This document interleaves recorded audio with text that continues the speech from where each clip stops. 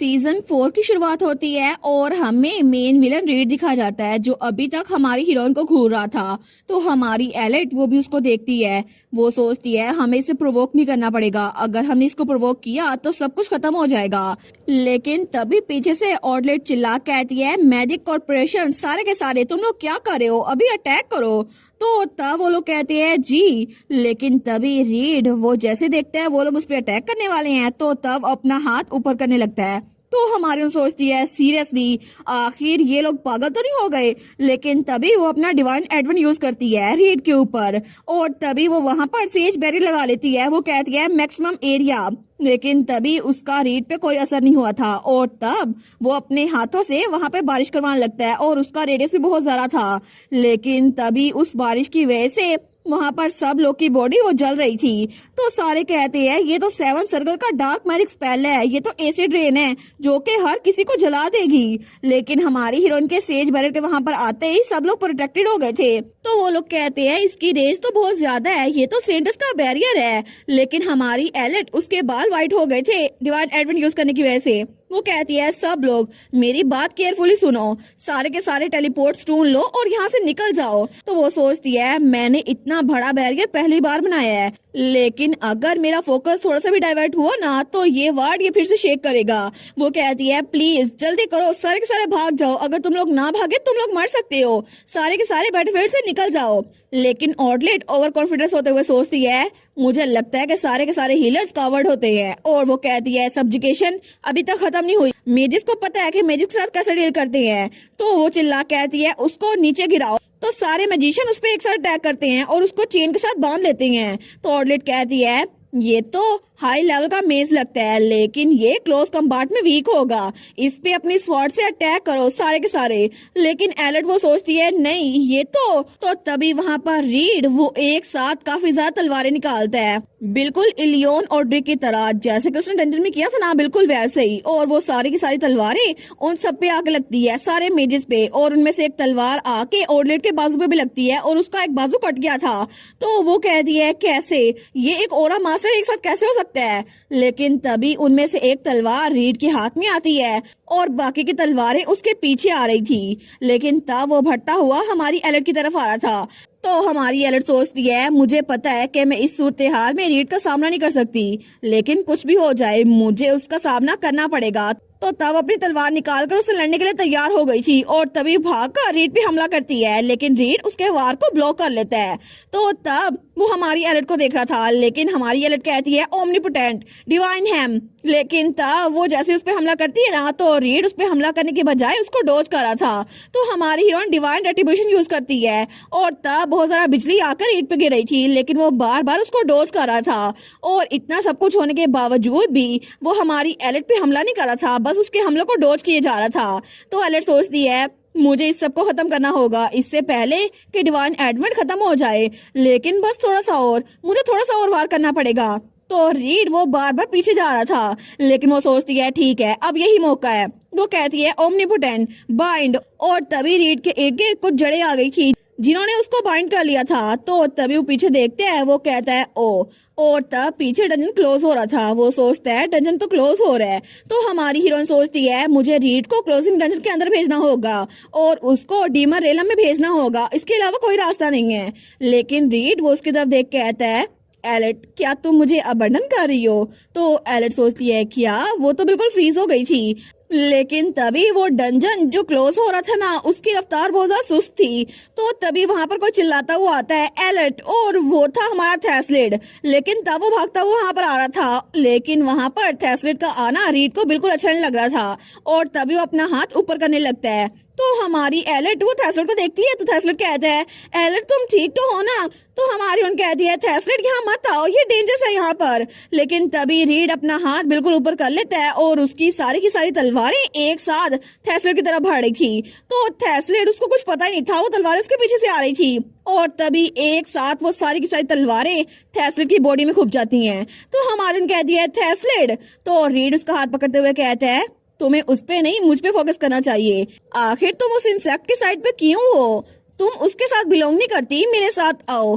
तुम मेरे साथ उस एबस में चलो। तो एलेट उसको हैरान होकर देख रही थी, लेकिन वो सोचती है एबस में? ये तो एक प्रपोजल और एक धमकी एक साथ है। अगर मैं इसके साथ गई तो ये खामोशी से इस डंजन में चला जाएगा। लेकिन तभी उसके बाल दोबारा से पिंक हो रहे थे। वो सोचती है डिवाइन एडवेंट वो भी खत्म हो रहा है और मेरा डिवाइन फीवर वो भी शुरू होने वाला है। लेकिन अगर मैं इसको वहां पर ले गई तो मैं पूरी जिंदगी डिवाइन रैलम में फंसी रह जाऊंगी। लेकिन क्या मुझे रीड को फॉलो करना चाहिए इस दुनिया को बचाने के लिए, जहाँ पर मेरी दोस्त है बिया, जहाँ पे मेरा भाई है, इसके अलावा मेरी फैमिली है यहाँ पर। लेकिन तब वो उसकी तरफ देखकर स्माइल करते हुए कहती है ठीक है, हम दोनों को वहां पे इकट्ठे जाना होगा। और तभी उसके लॉकेट में एग्नेस थी। वो कहती है एलेट तुम क्या कह रही हो? लेकिन तभी हमारी हीरोइन उस लॉकेट को उतारती है और उसको वहां फेंकते हुए कहती है Agnes thank you so much हर चीज के लिए, लेकिन मुझे माफ करना, और उस लॉकेट को वहां फेंक देती है। तो एग्नेस कहती है नहीं रुको सही एली। लेकिन तब एलेट रीड को पकड़ के उस डंज के अंदर जा चुकी थी। और तब एलेट सोचती है कितना लंबा वक्त हो गया है ना जब से ये जगह मेरे लिए सिर्फ पेज पे लिखे हुए अल्फाज बन गए हैं। ये दुनिया जहाँ पर ये सब लोग हैं। लेकिन तभी उसे थेस्लिड का ख्याल आता है जिसके अंदर वो तलवारें लगी थी। तो वो सोचती है थेस्लिड अगर मैं चली गई थेस्लिड का क्या होगा? थेस्लिड को कौन बचाएगा? मुझे उसको हील करना ही पड़ेगा, ये सिर्फ मैं ही कर सकती हूँ, मेरे बगैर थेस्लिड मर जाएगा। तो तभी वो रीड को वहाँ पे धक्का दे देती है और खुद अपने हाफ स्ट्रिंग के जरिए उस डंजन के गेट के पार जा रही थी। लेकिन तभी वो डंजन के गेट के पास अपनी स्ट्रिंग को खींचती है और तब वो डंजन के पार जा रही थी। लेकिन रीड वो तो डंजन में गिर चुका था और वो जाते जाते भी जब उस गेट को देखते हैं ना तो वो गेट बड़ी तेज से बंद हो रहा था, जो कि पहले स्लो था लेकिन अब बड़ा फास्ट हो गया था। तो वो सोचता है डंजन के बंद होना ये एक्सलरेट कर गया, लेकिन कैसे? लेकिन तब वो वहां पर देखकर सोचता है चाहे जो कुछ मर्जी हो जाए मुझे मेरा गोल अचीव हो गया है। मुझे पता चल चुका है कि डिवाइन एडवेंट उसकी ड्यूरेशन क्या है। और एलेट वो डंजन के पास जा चुकी थी। लेकिन तब वो एलेट को जाते हुए देखता है और कहता है अगली बार मिलेंगे एलेट रोडलिन। और तभी वो डंजन का गेट बंद हो चुका था और हमारी हीरोइन जब बाहर आती है ना तो वो नीचे गिरने लगती है। नोटिफिकेशन आई थी आपने अपनी डिवाइन स्किल बहुत ज्यादा ओवर यूज कर ली है जिसकी वजह से आपको डिवाइन फीवर हो रहा है। और तब वहां पर नोटिफिकेशन आई थी स्लीप आपके लिए बहुत जरूरी है रिकवरी के लिए और रिमेनिंग टाइम है 1 दिन 23 घंटे। लेकिन तब एलेट उठने की कोशिश करती है तो नोटिफिकेशन आई थी वार्निंग आप डिवाइन फेवर को रेजिस्ट नहीं कर सकती, इसकी वजह से बॉडीली फंक्शन डैमेज हो जाएंगे। वो सोचती है अभी नहीं, अभी तो मुझे थेस्लिड को हील करना है जो कि बहुत ज्यादा जख्मी था वहां पर। लेकिन तभी वहां पे बार बार वार्निंग आ रही थी आप डिवाइन फीवर को रेजिस्ट नहीं कर सकती, अगर आपने उसको रेजिस्ट किया तो आपके बॉडीली फंक्शन वो डिसेबल हो जाएंगे, स्लीप वो रिकमेंडेड है। लेकिन तब उसकी आंखें वो बंद हो रही थी। वो सोचती है मुझे कुछ नजर नहीं आ रहा, मुझे थेस्लिड के पास जाना होगा। इट्स ओके, ये जगह जहाँ मैं हूँ ये तो ऐसा लगता है खून से भरी हुई है, बस मुझे वहां पे जाना होगा जहाँ थेस्लिड है। लेकिन तभी वो आगे बढ़ने लगती है और फिर से नीचे गिर गई थी और बार बार वार्निंग आ रही थी आपका डिवाइन फीवर बढ़ता जा रहा है। लेकिन वो सोचती है मेरी टांगे अब वो बिल्कुल भी हरकत नहीं कर रही, मुझे नहीं पता अगर मुझे क्रॉल भी करना पड़े तो तब भी मैं करूंगी, मैं उसके पास जाके रहूंगी। लेकिन तब उससे बिल्कुल हिला नहीं जा रहा था और वो वार्निंग बार बार आ रही थी। लेकिन अभी तक उसके और थेस्लिड के दरमियान बहुत ज्यादा फासला था। वो सोचती है मैं आगे नहीं बढ़ सकती, मैं सच में आगे नहीं बढ़ सकती। लेकिन तभी उसके हाथ में जो हाफ स्ट्रिंग्स थे ना वो उनको थेस्लिड तक पहुंचाती है। तो वो कहती है प्लीज अगले चैप्टर तक मत जाना, प्लीज यहाँ पर रहो इसी टाइमलाइन में जहाँ पे मैं एग्जिस्ट करती हूँ मेरी साइड पे। लेकिन तब वहाँ पर बहुत बड़ी वार्निंग आई थी आपके सारे बॉडीली फंक्शन वो शट डाउन हो रहे हैं। और तब हमें कुछ देर बाद का सीन दिखा जाता है जब हमारी हीरोइन की आंख खुलती है तो तब उसके पास ही बिया के ग्रैंडपा थी कार्डिनल कार्टेलिया। वो कहती है एलेट तुम उठ गई? तो एलेट कहती है ये, वो कहती है सेंटस क्या आप इतनी ज्यादा शौक हो गई थी कि आप बेहोश हो गई? वो सोचती है बेहोश हो गई, अरे हाँ मैं तो डिवाइन एडवेंट यूज करने की वजह से बेहोश हुई होंगी, लेकिन उसके बाद मुझे कुछ भी याद नहीं है। तो तभी वो बैठते हुए कहती है थेस्लिड, थेस्लिड के बारे में क्या? थेस्लिड आर्जेंटा। तो तब वो कहती है तुम फिक्र ना करो वो यहीं पर है और थेस्लिड वहाँ पीछे खड़ा हुआ था। वो कहती है सर थेस्लिड तुम्हें वापस से यहाँ पर लेके आए वेटिकन में। वो सोचती है अच्छा हुआ ये सेफ है, मैं बहुत ज्यादा खुश हूँ, मुझे लगता है कि मेरी हीलिंग पावर वो स्ट्रिंग के जरिए उस पर चली गई, अच्छा हुआ बिल्कुल जिंदा बच गया। लेकिन तभी क्लोविस कहता है हमने बैटलफील्ड को सर्च किया था बहुत वक्त के लिए, लेकिन ना ही आप हमें मिली ना ही वो मैजिक स्वॉर्डमैन जो कि अचानक से वहां पर आया था, इसलिए हम फिक्रमंद हो गए थे। तो रेक्स कहता है मुझे लगा था कि आप और वो सस्पिशियस डीमन वो दोनों डीमन रेलवे में चले गए हैं, तो एलेट कहती है नहीं नहीं ऐसा नहीं हो सकता। वो सोचती है ये तो अननेसेसरली शार्प है, लेकिन तब वो कहता है फॉर्चुनेटली कुछ ही घंटों बाद सर थैसलेट आपके साथ वापस आ गए और ऐसा लगता था आपको चोट नहीं लगी, फिर भी आपने आधे दिन तक अपनी आंखें नहीं खोली। वो सोचती है क्या आधे दिन तक, इम्पॉसिबल, उसकी पेनल्टी तो 2 दिनों तक है ना, तो मुझे तो फीवर यहाँ पर आगे हुआ ही नहीं था, लेकिन ऐसा कैसे हो गया। तो तभी उसके लॉकर से आवाज आई थी थैसलेट तुम्हें एक अजीब से डंजर में ले गया था और तुम दोनों ने 2 दिन वहाँ पे गुजारे और इसीलिए बाकी सबके लिए 3 घंटे गुजरे थे। वो सोचती है क्या ये बात, तो अपना लॉकेट निकालने लगती है। वो कहती है एग्नेस का लॉकेट, तो वो कहती है तुम ठीक हो, लेकिन तभी एग्नेस उस लॉकेट से कहती है एलेट तुम, और तब उसके सामने आके बैठती है। वो कहती है आखिर तुम मुझे ऐसे फेंक कैसे सकती हो, आखिर तुम अपने आप को ऐसे कैसे दूर भेज सकती हो। लेकिन हमारी एलेट उसकी तरफ देखती है। वो कहती है सॉरी, क्या सब लोग मुझे एक मोमेंट दे सकते हैं। तो कार्डिनल कार्डेलिया कहती है जी आपको रेस्ट की जरूरत है, प्लीज सब लोग यहाँ से चलें। लेकिन हमारी उन कहती है सर थैसलेट प्लीज यहाँ पर रुके, मुझे आपसे कुछ बात करनी थी। और तब वो एग्नेस से कहती है एग्नेस मुझे माफ कर देना तुम्हें फेंकने के लिए, लेकिन मैं तुम्हें डीमन रेलम तक नहीं लेके जा सकती थी। तो एग्नेस कहती है मुझे तुमसे माफी नहीं चाहिए, प्रॉमिस करो तुम दोबारा ऐसा कुछ नहीं करोगी। तो एलेट कहती है मुझे माफ करना, मैं ऐसा प्रॉमिस नहीं कर सकती। तो एग्नेस कहती है तुम सच में, तुम्हें पता भी है कि मैं कितना डर गई थी कि अगर तुम हमेशा के लिए चली गई तो। लेकिन तभी एग्नेस उसकी बात सुन के अच्छा नहीं लगता। वो कहती है ठीक है, अगर तुम्हें मेरी जरूरत पड़े या तुम्हारा माइंड चेंज हो जाए तो मुझे बुला लेना, और फिर से उसके लॉकर में चली गई थी। तो हमारी ओर सोचती है ऐसा लगता है ये बहुत ज्यादा अपसेट है, मैं सच में नहीं चाहती कि एग्नेस मुझसे नफरत करे। लेकिन नोटिफिकेशन आई थी क्रिटिक फॉर बैलेंस कह रहे हैं कि आपको अच्छे से बात करनी चाहिए, और एडवोकेट ऑफ कॉन्फिडेंशियलिटी भी अपनी आंखें रगड़े हैं और उनको लगता है उन्होंने गलत सुना, और voice that shape the world वो भी आप पे गमगीन आंखों से देख रहे हैं। लेकिन तब वो कहती है थैसलेट जिस दिन मैं बेहोश हुई थी क्या तुम 2 दिनों तक मेरे साथ रहे थे। थैंक यू, ये तो बहुत ज्यादा क्विक थिंकिंग थी। लेकिन थैसलेट वो बिल्कुल खामोश था, कुछ नहीं बोलता।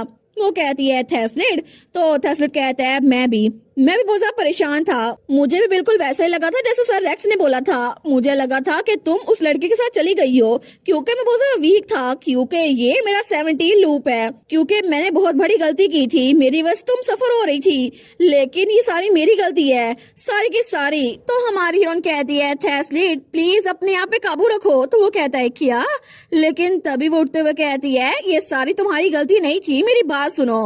रीड एक अबनॉर्मल बीइंग है जो हम सब से बहुत ज्यादा ताकतवर है। और तब उसका हाथ पकड़ते हुए कहती है हम जिंदा बच गए एक ऐसे इंसान के खिलाफ जो कि बहुत ज्यादा पावरफुल है, और मैं खुश हूँ कि तुम जिंदा हो और मैं यहाँ से नहीं गई, क्योंकि मैं ही वो हीलर हूँ जो तुम्हें हील कर सकती है। इसी वजह से अगर मैं एबिस में गिर भी जाती ना फिर भी मैं तुम्हें बचाने के लिए जरूर आती। तो थैसलेट उसको देखते हैं तो तब वो खुश हो गया था। लेकिन तब थैसलेट उसका हाथ पकड़ते हुए कहता है आखिर तुम मुझे जिंदा रखने की इतनी कोशिश क्यों कर रही हो। तो हमारे सोचती है कि यार ये तो थोड़ा ऑकवर्ड लग रहा है। वो कहता है कहीं ऐसा तो नहीं कि तुम्हारे लिए मैं, तो हमारे सोचती है ये मुझे प्रपोज तो नहीं करने लगा। लेकिन तभी वो कहता है तुम्हें ऐसा तो नहीं लगता कि मैं तुम्हारे लिए यूजफुल हूँ या फिर तुम्हें मुझसे कुछ चाहिए।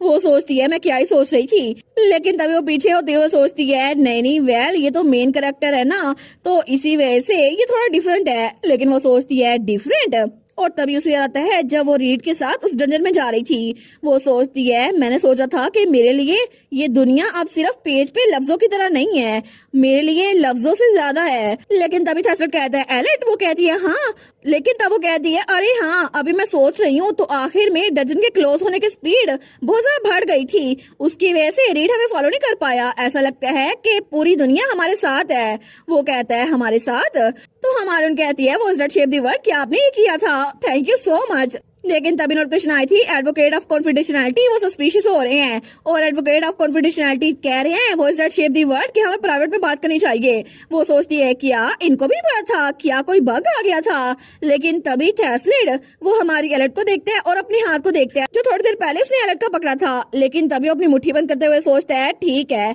अगर एलेट ठीक है तो बस सब कुछ ठीक है, मुझे फर्क नहीं पड़ता कि आगे क्या होगा। और तब दूसरी तरफ हमें ट्रांसमाइग्रेशन ब्यूरो दिखाया जाता है जहाँ पे 2 लोग खड़े हुए थे। तो वहाँ पे एडवोकेट ऑफ कॉन्फिडेंशियलिटी आते हुए कहता है voice that shape the world, मुझे लगता है कि मुझे डंजन के क्लोज होने के बग को देखना चाहिए। तो वहाँ पे voice that shape the world खड़ा था। वो कहता है इस दुनिया को उस नावल के क्रिएटर के बाद मैंने दोबारा से रिकंस्ट्रक्ट किया, आपको लगता है कि इसमें बग है। तो एडवोकेट ऑफ कॉन्फिडेंशियलिटी कहता है मुझे सच में लगता है कि आपने सिर्फ रिकंस्ट्रक्शन की थी, क्योंकि इस नावल की दुनिया को लिखने वाला पहले कोई और राइटर था।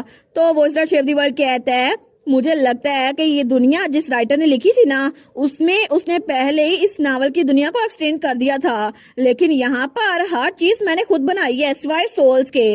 इसी वजह से मुझे नहीं पता ये बग कैसे आ गया। तो एडवोकेट ऑफ कॉन्फिडेंशियलिटी कहता है, क्या ये पॉसिबल है कि सोल के साथ कोई मसला है? वो कहता है, क्या तुम थेस्लेड अजेंडा की सोल की तरफ रेफर कर रहे हो? लेकिन एडवोकेट ऑफ कॉन्फिडेंशियलिटी कहता है, मुझे लगता है कि अभी वाला थेस्लेड अजेंडा ये उसका 17 लूप चल रहा है, लेकिन उसके अंदर जो सोल है ना, वो उसके 17 लूप वाली नहीं है। तो वॉइसर शेफ दी वर्ल्ड कहता है, वेल अगर ओरिजिनल स्टोरी ये कहती है तो फिर ऐसा हो सकता है, लेकिन क्या पता कि ट्रांसमाइग्रेटर एलेट रोडलिन के वहां जाने के बाद वहां पर स्टोरी में बटरफ्लाई इफेक्ट आ गया हो, जिसकी वजह से उसकी सोल किसी और लूप से इसकी बॉडी में आ गई हो। तो एडवोकेट ऑफ कॉन्फिडेंशियलिटी कहता है, हमें उस वेरिएबल को आइडेंटिफाई करने की जरूरत है इससे पहले कि वो डिवाइन रेलम के प्रोजेक्ट को डिस्टर्ब कर दे। तो वॉइसर शेफ दी वर्ल्ड कहता है, मैं भी इस बात से एग्री करता हूँ।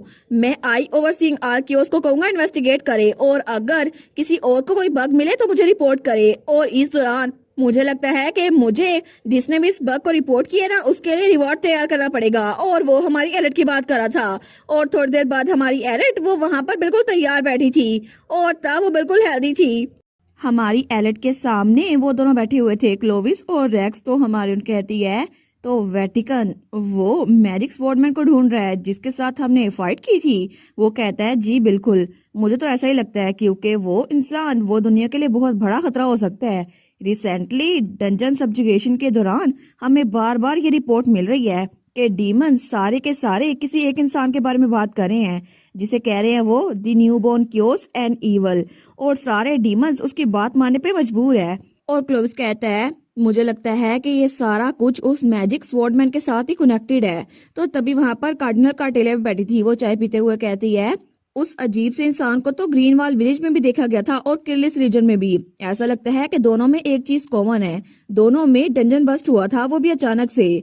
मेरा ये सिर्फ एक आम सा अंदाजा है, लेकिन ऐसा लगता है कि वो इंसान डंजन को बस्ट करने की एबिलिटी रखता है।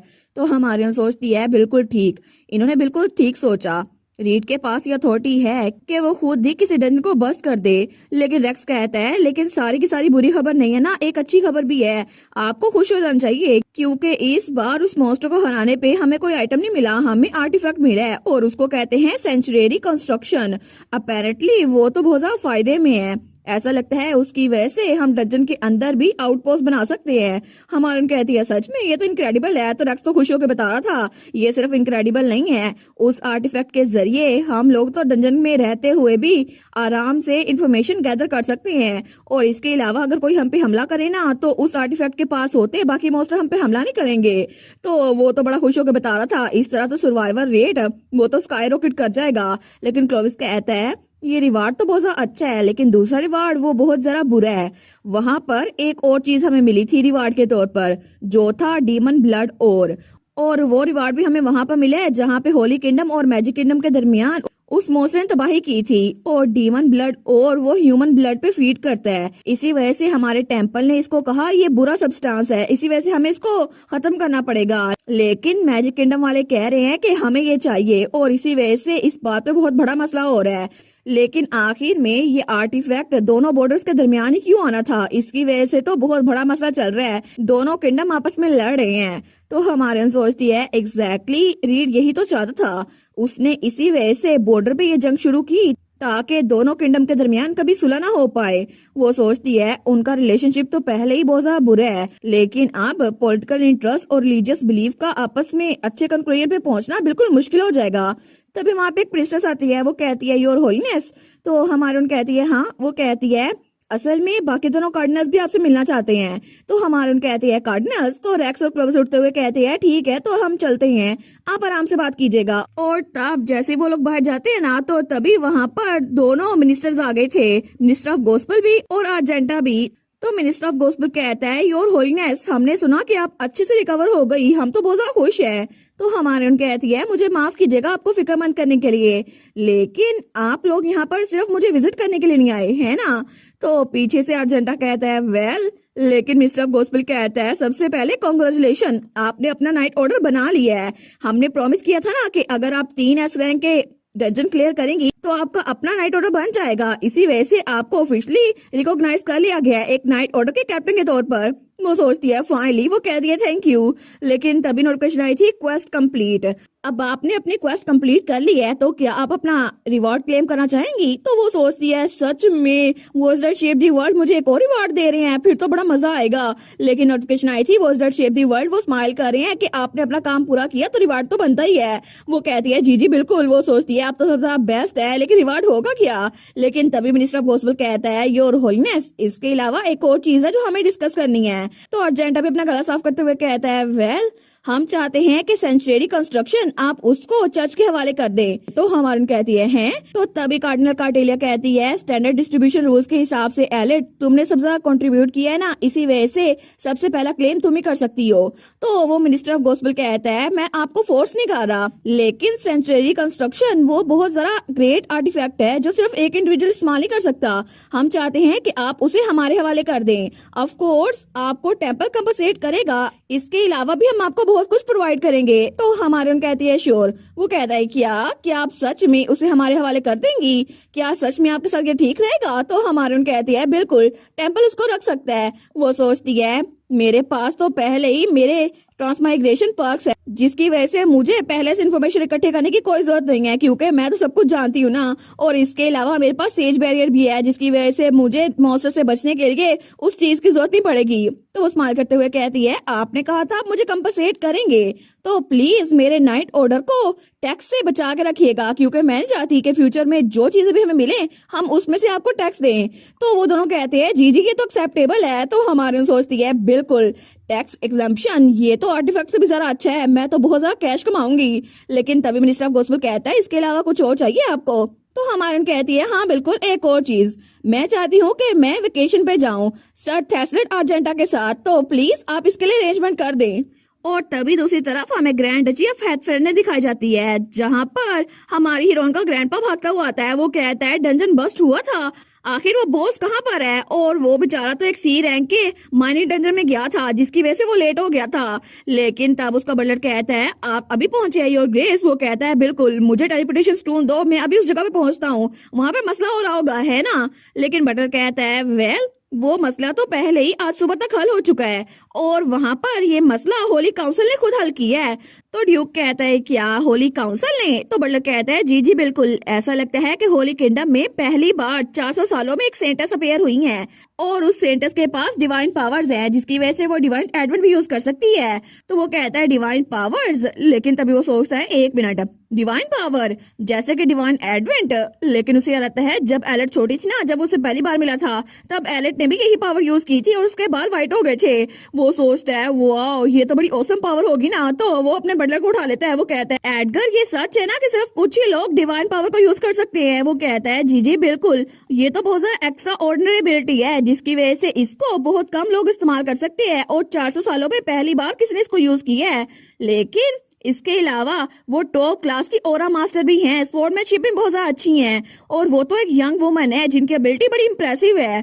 तो तभी ड्यूक सोचता है क्या टॉप क्लास की ओरा मास्टर, ये तो मेरी ग्रैंड डॉटर हो सकती है ना, उसने तो मेरी बेटी की स्वॉर्डमैनशिप स्किल्स भी ले ली हैं। वो तो बड़ा खुश हो गया था। वो सोचता है मेरी प्यारी बच्ची, मेरी एली, उसने ये सब कुछ किया। तो बटलर कहता है उनके बारे में एक आर्टिकल भी छपा है, उन्होंने कहा है कि मेमोरियल सेरेमनी के बाद होली काउंसिल हर किंगडम को विजिट करेंगी। तो वो तो बड़ा खुश हो गया था। वो कहता है फिर टाइम वेस्ट करने का टाइम नहीं है एडगर, जल्दी करो, तैयारी करो, हमें होली काउंसिल को वेलकम करना है। मैं श्योर हूँ कि वो सबसे पहले हमारी डची में आएंगी। तो वो कहता है लेकिन यहाँ पर तो इस बारे में कुछ भी नहीं लिखा, क्या आपने पहले उनसे बात की थी। आपको सच में यकीन है कि वो हमारी डची में आएंगी? तो ड्यूक कहता है मुझ पे यकीन करो, मेरी छोटी सी बच्ची, नहीं मेरा मतलब है कि होली काउंसिल जरूर यहाँ पर आएंगी। और तब वहाँ पर उस आर्टिकल को कोई और भी पढ़ा था, वो थी हमारी बियांका जो कि बड़ी हो चुकी थी और बहुत ही ज्यादा खूबसूरत भी। तो वो उस आर्टिकल को पढ़ते हुए कहती है एलेट, वो सोचती है ये बिल्कुल नहीं बदली। जब हम दोनों लाइब्रेरी वाले डेंजर में फंसे थे ना, तो ये मेरे सामने आ गई थी मुझे प्रोटेक्ट करने के लिए। ये तो अभी तक ब्रेव और काइंड है। लेकिन तभी वहां पर कोई आते हुए कहता है अच्छा तो आपको पता है स्माइल कैसे करते हैं? तो वहां पर जो भी था वो आते हुए कहता है या फिर ऐसा है कि आप हमेशा मेरी तरफ ही कोल्ड रहती हैं क्योंकि आप फर्स्ट प्रिंसेस की क्लोजेस्ट एड है और वो था थर्ड प्रिंस। तो बियांका कहती है मैं आपको ग्रीट करती हूँ थर्ड प्रिंस। लेकिन तब उसके हाथ से न्यूज़पेपर खींचते हुए कहता है क्या तुम कुछ इंटरेस्टिंग न्यूज पढ़ रही थी? लेकिन जैसे वो उस न्यूज को देखते हैं ना, वो कहते हैं अच्छा होली किंगडम की एक सेंटेंस की कहानी है ना, लेकिन मैंने सुना था कि उसने डंजन बस को क्लियर कर दिया था। कितनी बुरी बात है ना। वहां पर उस मॉन्स्टर को और क्यों कायम करना चाहिए था ताकि मैजिक किंगडम उसका खात्मा हो जाता। लेकिन चलो खैर है, हमारे लोग भी तो मरे थे। तो बियांका सोचती है इसकी तो आंखों में ही मुझे नफरत नजर आ रही है। ये चाहता है कि जो लोग भी मर रहे हैं वो मरते रहे क्योंकि इससे इसे फायदा होगा। थर्ड प्रिंस वो तो होली किंगडम से नफरत करता है और पर्सनल रिजेंटमेंट तो एक चीज होती है, लेकिन इसको इस बात की क्रुएल्टी का अंदाजा ही नहीं है कि वहाँ पर आम लोग भी मर रहे होंगे, ना सिर्फ वहाँ के मिनिस्टर बल्कि आम लोग भी। मुझे लगता है कि इस इंसान को कभी किंग नहीं बना चाहिए। लेकिन तभी थर्ड प्रिंस कहता है एनीवेज वो होली काउंसिल ये यूजफुल हो सकती है ना? मुझे लगता है कि हमें रॉयल फैमिली में जल्द ही सेंटर्स को इनवाइट करना चाहिए। तो बियांका उसको जाते हुए देखती है, वो सोचती है मैं कभी भी तुम्हें एलेट को इस्तेमाल नहीं करे दूंगी। और तब अपनी मुट्ठी बंद करते हुए सोचती है अब मुझे एलेट को प्रोटेक्ट करना पड़ेगा जैसे उसने बचपन में मुझे प्रोटेक्ट किया था ना, बिल्कुल वैसे ही। लेकिन दूसरी तरफ हमारी हीरोइन वो तो बग्गी में बैठी हुई थी, वो तो बड़ी खुश थी। वो सोचती है गिलेट स्टेट में कितने दिनों बाद यहाँ पर आ रही हूँ ना, लेकिन ऐसा लगता है बहुत लंबा अरसा हो गया है जब मैं ट्रेनिंग के बाद यहाँ से गई थी। पता नहीं मेरे पेरेंट्स कैसे होंगे, क्या कर रहे होंगे, और जब वो मुझे देखेंगे तो कितने सरप्राइज हो जाएंगे ना, क्योंकि मैंने उन्हें पहले बताया नहीं है मैं विजिट कर रही हूँ। लेकिन तभी उसके साथ कोई बैठा हुआ था, वो कहता है एलेट क्या इतने फ्रूट काफी होंगे? मुझे लगता है हमें कुछ और लेके जाना चाहिए। और वहाँ पे हमारा थैसलेट था जिसके हाथ में फ्रूट्स की बास्केट पकड़ी हुई थी। तो एली कहती है मैंने तुम्हें बताया है ना, फिक्र मत करो, मेरे पेरेंट्स तो तुम्हें स्माइल करता हुआ देख के खुश हो जाएंगे। और वैसे भी तुम होली स्वार्ड के ओनर हो और नाइट ऑर्डर के वाइस कैप्टन है ना। वो कहता है वाइस कैप्टन? तो हमारी कहती है हमारा होली ऑर्डर बन चुका है और मैं कैप्टन हूँ, तुम वाइस कैप्टन, ठीक है। तो हमारा थैसलेट तो खुश हो गया था, वो कहता है तुम और मैं, ठीक है ये प्रमोशन इतनी भी बुरी नहीं है। लेकिन तभी उसको स्माइल करता हुआ देखकर हमारी हीरोइन तो अपनी आंखें बंद कर लेती है। वो कहती है देखा मैंने कहा था ना जब ये स्माइल करता है चमकता है। लेकिन तभी वो सोचती है अरे हाँ अभी मैं इस बारे में सोच रही हूँ, तो मैंने अभी तक डिवाइन क्वेस्ट के बदले में रिवार्ड क्लेम नहीं किया। लेकिन तभी वो स्क्रीन खोलती है तो वहाँ नोटिफिकेशन आई थी क्या आप क्वेस्ट रिवार्ड क्लेम करना चाहेंगी? वो सोचती है बिल्कुल मैं लेना चाहूंगी। लेकिन तभी उसके हाथ में कुछ आ रहा था, वो सोचती है ये क्या चीज है? तो वो आइटम था बैग स्कार्फ। इसकी वजह से आपको हर बार अपना बैग कहीं भी लेके जाने की जरूरत नहीं है, अब बस आप इस स्कार्फ को अपने पास रखें और बैग इसके अंदर ही आ जाएगा। तो हमारे उन कह दिया सच में? फिर तो मुझे अपना बैग कैरी करने की जरूरत ही नहीं है, बस स्कार्फ को अपने पास रखूंगी और सब कुछ इजी हो जाएगा। तो तभी नोटिफिकेशन आई थी मैनेजर ऑफ क्रिएटिव इकोनॉमी कह रहे हैं कि हेड ऑफ डेवलपमेंट वो अभी मिसिंग है क्योंकि वो बहुत कुछ मैनेज कर रहे हैं और क्रिएटिव फॉर बैलेंस कह रहे हैं कि कुछ चेंजेस मत कीजिएगा। लेकिन वो सोचती है क्या वो फिर से कुछ बनाने लग गए? मुझे लगता है कि फिर से कुछ ना कुछ बन रहा है। लेकिन तभी एक और क्वेस्ट आ गई थी, आपका मिशन वो सक्सेसफुल हो गया है लेकिन आपका मिशन अब स्टेज 3 पे पहुंच चुका है। अब आपको अपने लिए खुद एक जगह बनानी होगी जहाँ पर सब लोग आपको सेंटर समझे और सारे के सारे लोग होली किंगडम और मैजिक किंगडम से दूर होकर आपकी बात माने, जहाँ पे कोई पॉलिटिक्स ना हो। तो वो सोचती है एक और क्वेस्ट वो अपडेट हो गई है, लेकिन मुझे लगता है मुझे इस पर जल्दी काम शुरू करना चाहिए। तो तभी थैसलेट कहता है एलेट मुझे लगता है हम पहुंच गए हैं। वो कहती है अच्छा हम पहुंच भी गए? वो कहती है ठीक है, लेकिन वो सोचती है मैं इस बारे में बाद में सोचूंगी, अभी के लिए मुझे अपने पेरेंट्स से मिलने के लिए जाना चाहिए। और तब हमें उसके पेरेंट्स दिखाए जाते हैं। तो तभी कोई मेड भागती हुई आती है, वो कहती है डेम एल्थिया मिस्टर लियोनार्ड ये तो बहुत बुरी खबर है, आपकी बेटी लौट आई है। तो एल्थिया कहती है सच में? फिर ये बुरी खबर कैसी हुई? ये तो बहुत अच्छी खबर है ना। लेकिन वो मेड कहती है असल में वजह ये है कि ये बुरी खबर इसलिए है क्योंकि आपकी बेटी एक लंबे और हैंडसम लड़के के साथ लौटी है। तो एलेट के मोम और डैड कहते हैं क्या उनके तो रंग ही उड़ गए थे। वो कहते हैं हमारी बेटी किसी लड़के के साथ आई है। लेकिन तभी हमें थोड़ी देर पहले का सीन दिखाया जाता है जहां पर हमारी एलेट का डैड अपनी वाइफ के लिए पानी लेकर आया था जग में। तो तब एल्थिया वो तो ट्रेनिंग करके आई थी, वो कहती है हनी तुम इतने डाउन क्यों लग रहे हो। तो एलेट का डैड कहता है मौसम कितना अच्छा है ना, इससे मुझे याद आया जब हम बच्चों के साथ पिकनिक मनाया करते थे। लेकिन मैंने कब से प्रिंस और एलेट से बात ही नहीं की, पता नहीं वो ठीक होंगे या फिर नहीं। और तब उसको पानी देते हुए कहता है इसको पियो। तो वो कहती है थैंक यू, लेकिन तुम्हें फिक्र करने की जरूरत नहीं है, मैं श्योर हूँ कि वो दोनों बहुत ज्यादा खुश होंगे और वो लोग वही कर रहे होंगे जिसको वो पसंद करते हैं। तो तब वो कहती है और इसके अलावा वो लोग तो बड़े हो चुके हैं, क्या पता हमारे दोनों बच्चों को कोई ऐसा मिल जाए जिससे वो शादी करना चाहते हो। तो हमारी हीरोइन का डैड कहता है ये तो बहुत ज्यादा जल्दी है, हमारे बच्चे तो अभी भी छोटे हैं। लेकिन तभी ये वो वक्त था जब वो मेड भागती हुई आई थी। वो कहती है आपकी बेटी वो वापस आ गई है, बहुत बुरी खबर है। और एल्थिया ने कहा था ये बुरी खबर नहीं है, ये तो वंडरफुल न्यूज है। लेकिन जब मेड ने कहा था ना असल में बुरी खबर ये है कि वो एक हैंडसम लड़के के साथ वापस आई है, तो दोनों का मुंह खुला का खुला रह गया था। लेकिन तभी दोनों उसकी बात पूरी नहीं देते और वहां से भागते हैं। और लियोनार्ड हमारी एलेट के डैड की तो बुरी हालत हो रही थी, लेकिन तभी दोनों स्पीडे लगा के भाग रहे थे और तभी वहां पे ब्रेक लगाते हैं। तो हमारी उनकी मॉम कहती है एलेट, लेकिन उसके डैड का चश्मा वो तो नीचे गिर रहा था। तो तब हमारी हीरोइन और थेस्लेट वहां पे खड़े थे और कितने क्यूट लग रहे थे। तो हमारी उन कहती है मॉम डैड, वो उनके पास आते हुए कहती है आप लोग कैसे हैं, मुझे माफ कीजिएगा मैं आपको पहले बता के नहीं आई। लेकिन तब थेस्लेट कहता है आप दोनों से मिलकर बहुत ज्यादा अच्छा लगा, मैं हूँ थेस्लेट आर्जेंटा, मुझे माफ कीजिएगा कि मैं बिना नोटिस के आपके पास आ गया। लेकिन तभी उसको देखकर एलेट के मोम और डैड वो तो बिल्कुल शौक रह गए थे। तो हमारा थेस्लेट उनको बास्केट देते हुए कहता है ये कुछ ज्यादा नहीं है, लेकिन आपके लिए मैं छोटा सा गिफ्ट लेकर आया हूँ, तो क्या ये ठीक रहेगा। और तब वो तो बड़ा हैंडसम लग रहा था। तो हमारी हीरोइन के मोम और डैड वो तो बिल्कुल सीरियस होकर कहते हैं अंदर आ जाओ सनिल्ला। तो उसकी मोम भी कहती है प्लीज हमारी बेटी का ध्यान रखना। तो हमारी उन कहती है ऐसी कोई बात नहीं है मोम।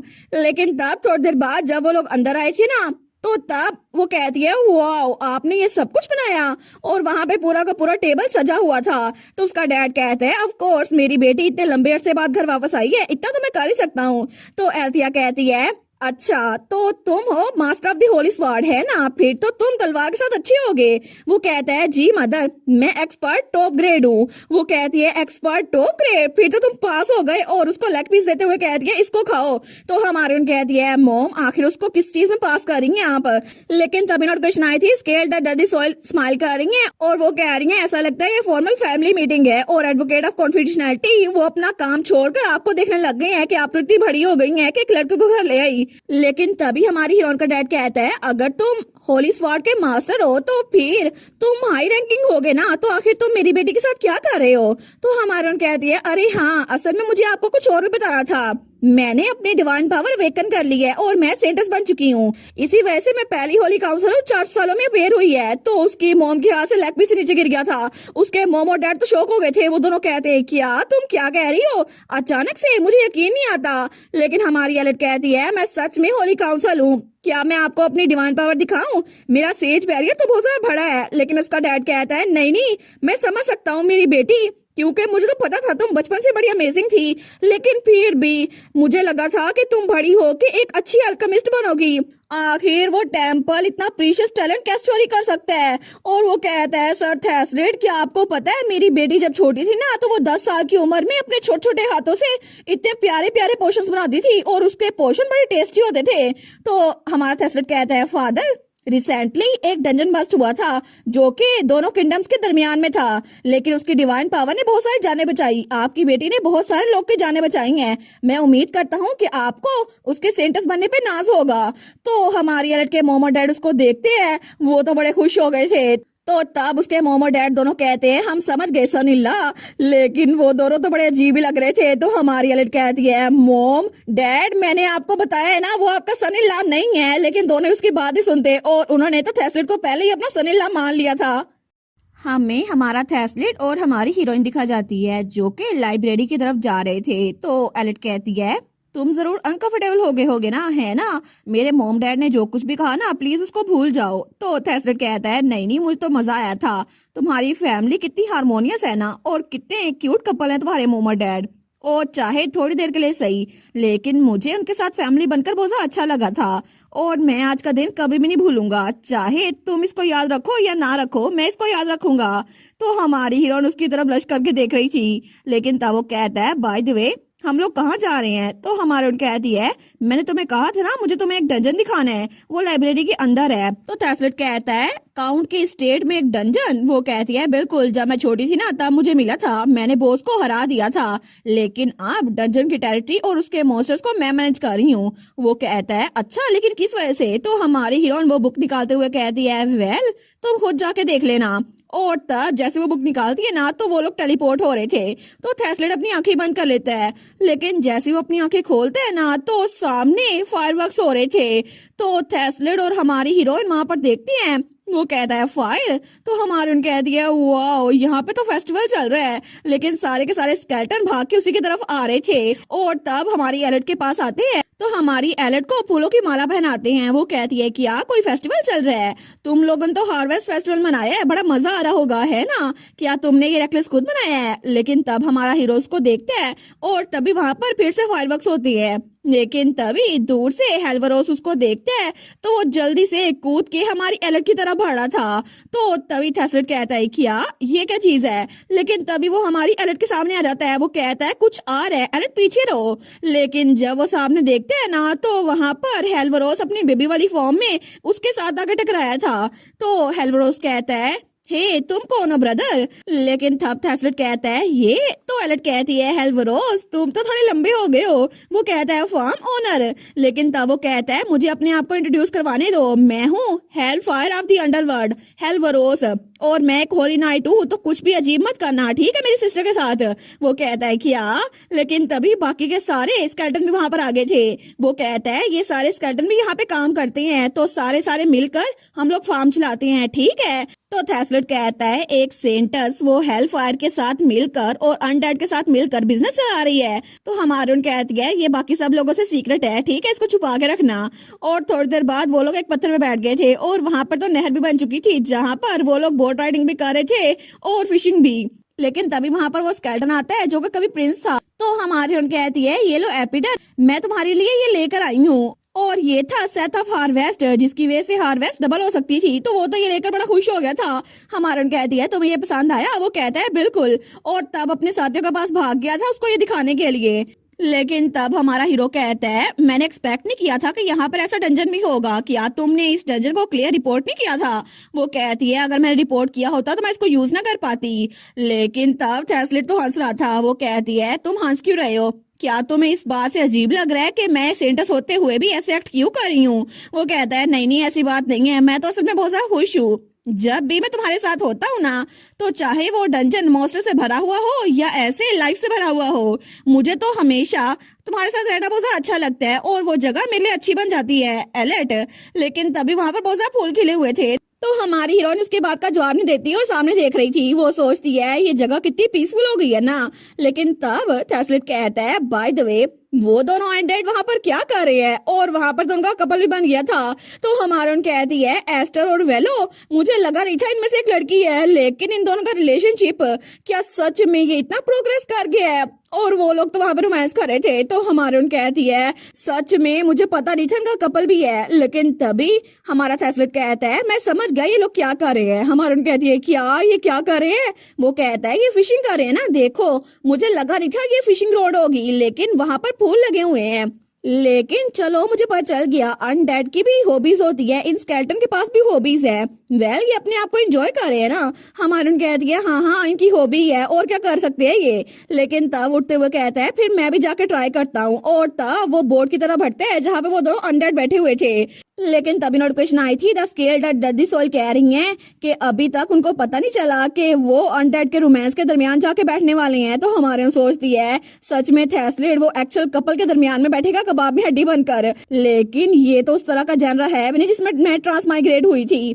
तो नोटिफिकेशन आई थी द मैनेजर क्रिएटिव इकोनॉमी, वो कह रहे हैं कि आपको जनरल चेंज वाउचर ले लेना चाहिए क्योंकि वो सेल पे लगा हुआ है। हमारी उन कहती है मेरे पास 10 बिलियन कैश नहीं है, मैं क्या करूं? लेकिन तभी वो सोचती है 1 मिनट अगर मेरे पास पैसे नहीं है फिर भी जेंडर चेंज वाउचर के बगैर भी मैं रोमांस कर सकती हूँ, है ना। वैसे भी अगर तुम हमेशा प्रोटैगनिस्ट को देखो ना, तो चाहे उनके पास हीरोइन हो या ना हो, उनके पास तो हैरम होता है ना। तो टेक्निकली मुझे जेंडर चेंज वाउचर लेने की जरूरत ही नहीं है, मैं भी डेटिंग कर सकती हूँ। और उसका तो बड़ा सीरियस एक्सप्रेशन था। लेकिन तभी नोटिफिकेशन आई थी, मैनेजर ऑफ क्रिएटिव इकोनॉमी आपको वार्निंग दे रहे हैं कि आपको जेंडर चेंज वाउचर खरीद लेना चाहिए, उसके बगैर बैड एंडिंग होगी।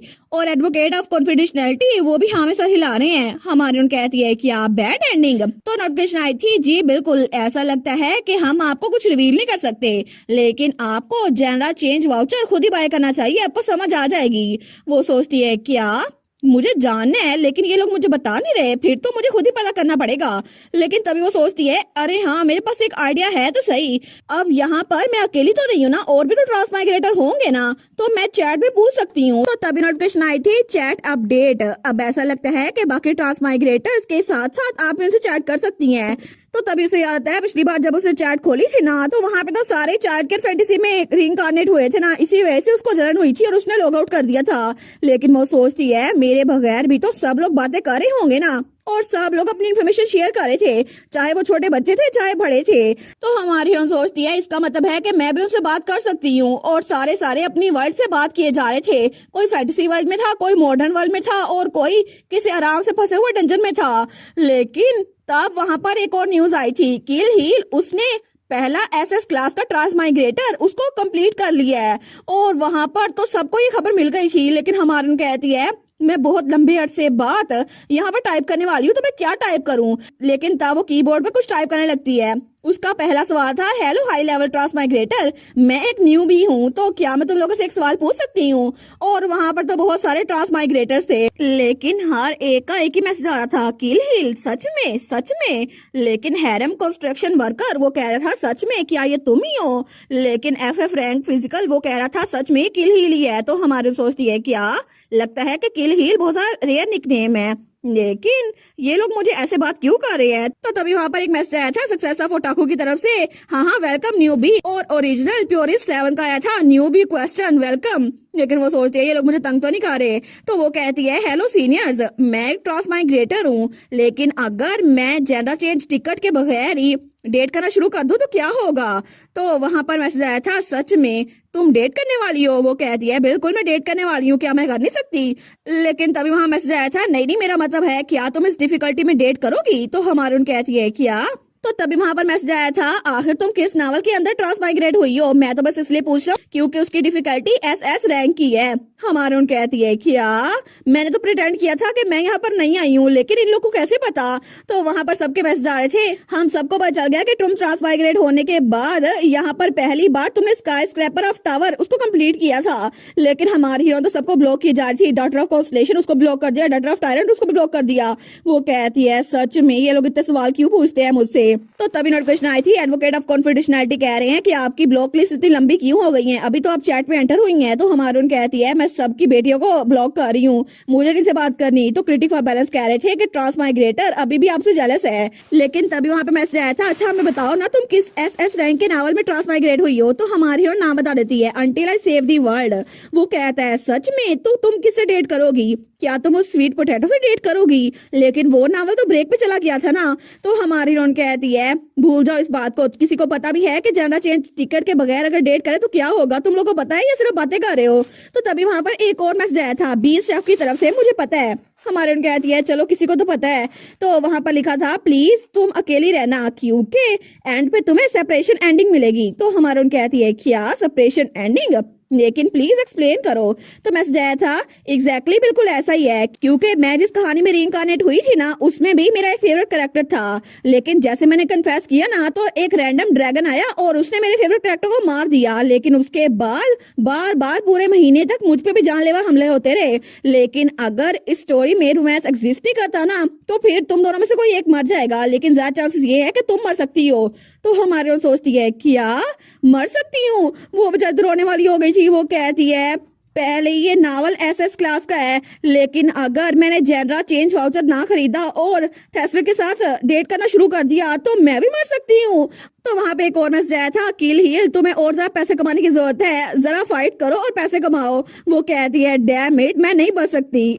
और दूसरी तरफ तो फेस्टिवल चली जा रहा था। लेकिन तब रात के वक्त हमें हमारी हीरोइन का घर दिखा जाता है। तो हमारी हीरोइन का डैड कहता है तुम वो आखिरी वाले कमरे में जाके सो सकते हो, वो एलेट के भाई प्रिंस का कमरा है। वो कहता है जी थैंक यू, मैं प्रॉमिस करता हूँ कि मैं बस आज रात यहीं पर रुकूंगा। वो कहता है कोई बात नहीं, तुम जब तक चाहो यहाँ पे रुक सकते हो। लेकिन तब अपनी वाइफ की बात चला गया था और उससे बातें कर रहा था। तो थेस्लेट उनको थैंक यू बोलते हैं, लेकिन वो लास्ट कमरे की तरफ बढ़ने लगते हैं। लेकिन वो गलती से हमारी एलेट के कमरे का दरवाजा खोलता है। तो एलेट वहाँ बेड पे बैठी हुई थी। तो वो कहता है क्या मुझे माफ कर देना, मुझे लगता है मैं गलत कमरे में आ गया।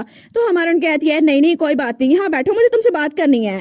तो थेस्लेट कहता है क्या सच में? तो वो उसके पास आके बैठता है उसके बेड पे। वो कहता है आखिर हो क्या रहा है, तो मुझसे क्या बात करनी है? तो हमारी एलेट कहती है हमें बहुत सारा काम करना है। और तभी वो अपने बैग के अंदर से बहुत ज्यादा सिक्के और सोने की चीजें निकालती है। वो कहती है अकाउंटिंग करनी है हमें, जरा इसको काउंट तो करो। वो कहता है ये तो हमने जो डंजन क्लियर किए थे ना, ये तो उनके स्पॉइल्स है ना, लेकिन तुम्हें ये सारे पैसे चाहिए क्यों थे? और उसे याद आता है जब वो लोग यहाँ आ रहे थे ना, तो रास्ते में उन्होंने बहुत सारे डंजन क्लियर किए थे। तो थेस्लेट कहता है ये सारे तो मिलाकर तकरीबन 1 मिलियन तक हो जाएंगे गोल्ड, लेकिन इससे तो हमारे एक्सपेंसेस कवर हो जाएंगे। वो कहती है नहीं नहीं ये काफी नहीं है, इसके अलावा भी मुझे और सारी चीजें चाहिए होंगी और पैसे चाहिए होंगे। वो कहता है लेकिन किस लिए? तो हमारे वो सोचती है जनरल ट्रेन टिकट के लिए ना, उसके लिए उसमें तो 10 बिलियन चाहिए। और इसके अलावा मुझे एक और जगह भी कंस्ट्रक्ट करनी है जहां पर मैं पॉलिटिक्स से दूर रह सकूं। लेकिन हमारा थेस्लेट कहता है अगर तुम्हें और पैसे चाहिए तो हम और जरा डंजन को क्लियर करते हैं ना, जहाँ पे रिन्यूएबल रिसोर्सेज होंगे। वो कहती है हाँ ऐसा हो सकता है। तो थेस्लेट कहता है हम उस डंजन को क्लियर ना करें जिसमें मरमेड स्टेयर है, और वहां पर तो इंग्रेडिएंट टॉप टियर के होते हैं। तो हमारी एलेट कहती है मरमेड स्टेयर ये तो अच्छा लग रहा है पैसे कमाने के लिए, लेकिन मुझे वहां जाना बिल्कुल पसंद नहीं है, तुम्हारे साथ तो बिल्कुल नहीं। वो कहता है लेकिन क्यों, कोई मसला है? तो हमारे उन कहती है वहां पे सिर्फ मरमेड्स है जो कि फीमेल स्पीशीज हैं, और वो ह्यूमन मैन की तरफ नेचर के जरिए अट्रैक्टेड है। तो अगर वो तुम्हारे पीछे पड़ गई तो फिर अगर उन्हें तुम्हें किडनैप कर लिया तो थेस्लेट वो कहता है ठीक है मैं इतना भी वीक नहीं हूँ। लेकिन तब हमारे उन कहते हैं इसके अलावा एक और डंजन भी तो है ना, जो कि यूनिकॉर्न डंजन है, उनके हॉर्न्स तो हाई क्वालिटी के टेलीपोर्ट टूल्स हो सकते हैं ना। लेकिन तब थेस्लेट कहता है वेल मुझे नहीं लगता तुम्हें वहां पे जाना चाहिए, उन यूनिकॉर्न्स को तो इंसानी लड़कियां बहुत ज्यादा पसंद है और मुझे लगता है तुम्हें वहां पे नहीं जाना चाहिए। वो कहती है हाँ ठीक कह रहे हो, लेकिन तब वो कहती है मुझे भी इस बारे में अच्छा नहीं लगता, हम कोई और डंजन ढूंढ लेंगे। तो थेस्लेट कहता है अच्छा डिसीजन है, लेकिन वो कहती है चलो यूनिकॉर्न डंजन को चॉइस से निकाल देते हैं, क्योंकि वो दिल में सोचती है वहां पे मैं अकेली जाऊंगी ना।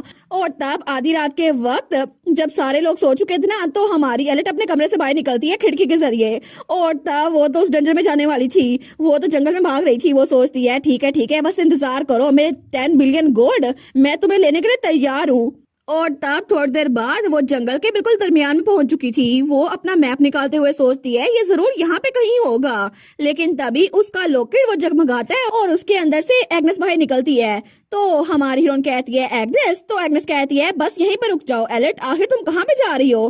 तो हमारी हीरोइन कहती है एग्नेस, वो कहती है तुम इतनी सस्पिशियस क्यों लग रही हो, क्या तुम सच में फिर से कुछ डेंजरस प्लान तो नहीं कर रही? तो हमारे उन कहती है नहीं इस बार कुछ भी डेंजरस नहीं है, मैं तो बस ए रैंक के डेंजर में जा रही हूँ।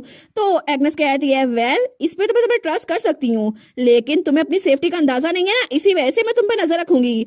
तो हमारी उन कहती है एग्नेस तुमसे बात ना करना कितना बोरिंग था ना, प्लीज अब हम फाइट नहीं करते ना, मुझसे बात कर लिया करो। तो एग्नेस कहती है हम लोग फाइट नहीं कर रहे थे, मैं तो बस तुम्हें ये बता रही थी तुमने जो किया था वो गलत था। तो हमारे कहती है ठीक है मैं बिहेव करूंगी। वो कहती है ठीक है, और मुझे भी तुमसे बात ना करना बहुत ज्यादा बोरिंग लग रहा था, और उन दोनों की सुलह हो गई थी। लेकिन थोड़ी देर बाद उन लोग को डंजन का गेट नजर आ जाता है।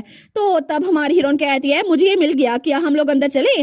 वो कहती है ठीक है, लेकिन जैसे ही हमारी हीरोइन उसमें जाती है ना उस डंजन के अंदर, तो तभी नोटिफिकेशन आई थी सिस्टम आप A rank dungeon mysterious forest of unicorn में एंटर हो चुकी हैं। और वहाँ पे बहुत सारे यूनिकॉर्न्स थे जिनके सर पे सींग थे। तो वो सारे यूनिकॉर्न्स कहते हैं एक इंसानी लड़की ये तो बहुत ज्यादा खूबसूरत है, किंग को ये जरूर पसंद आएगी। तो एग्नेस कहती है क्या ये सच में यूनिकॉर्न डंजन है? मुझे लगता है कि इनके सर पे जो हॉर्न लगे हुए हैं ना ये बहुत ज्यादा वैल्यूएबल मटेरियल है। तो हमारे उन कहती है बिल्कुल, और अगर मैंने इनको हॉर्न्स को काट भी दिया ना तो ये बिल्कुल नाखूनों की तरह वापस आ जाएंगे, तो इसलिए इनको दर्द नहीं होगा। और तभी वो सारे के सारे यूनिकॉर्न इंसानी शक्ल में आ रहे थे। तो तब वो लोग कहते हैं लवली ह्यूमन क्या तुम गुम हो गई हो। दूसरा कहता है ह्यूमन हमें तुम्हारी हेल्प करने दो, तुम्हें ये फॉरेस्ट पसंद आएगा। और सारे के सारे हमारे हीरोइन के पास आ गए थे। तो एग्नेस कहती है ये लोग तो लो लेवल के एन्चांटमेंट स्पीच यूज कर रहे हैं, ऐसा लगता है ये लोग तुम्हें हिप्नोटाइज करना चाहते हैं। तो हमारे कहती है ठीक है, मुझे लगता है कि मैं इनको ऐसे शो करूंगी जैसे मैं हिप्नोटाइज हो चुकी हूँ।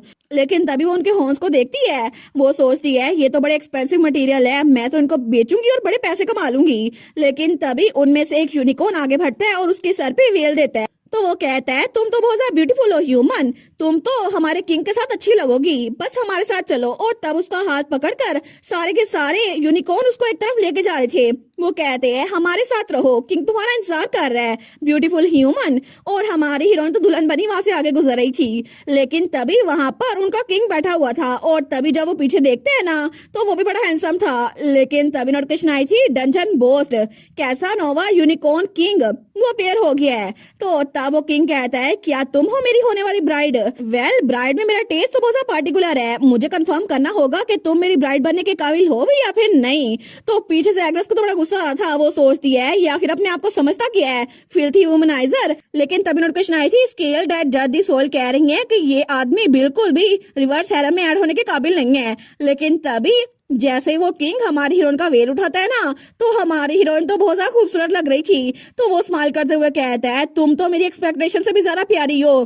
ठीक है वो अपने सर्वेंट से कहता है सारे जाओ और शादी का इंतजाम करो, वेडिंग हॉल को डेकोरेट करो, हम लोग अभी शादी करने वाले हैं। लेकिन तब वो कहता है उससे पहले मैं अपनी ब्राइड को फॉर्मली प्रपोज करूंगा, हमारा हाउस होल्ड प्रॉपर एटिकेट को वैल्यू करता है ब्यूटीफुल ह्यूमन।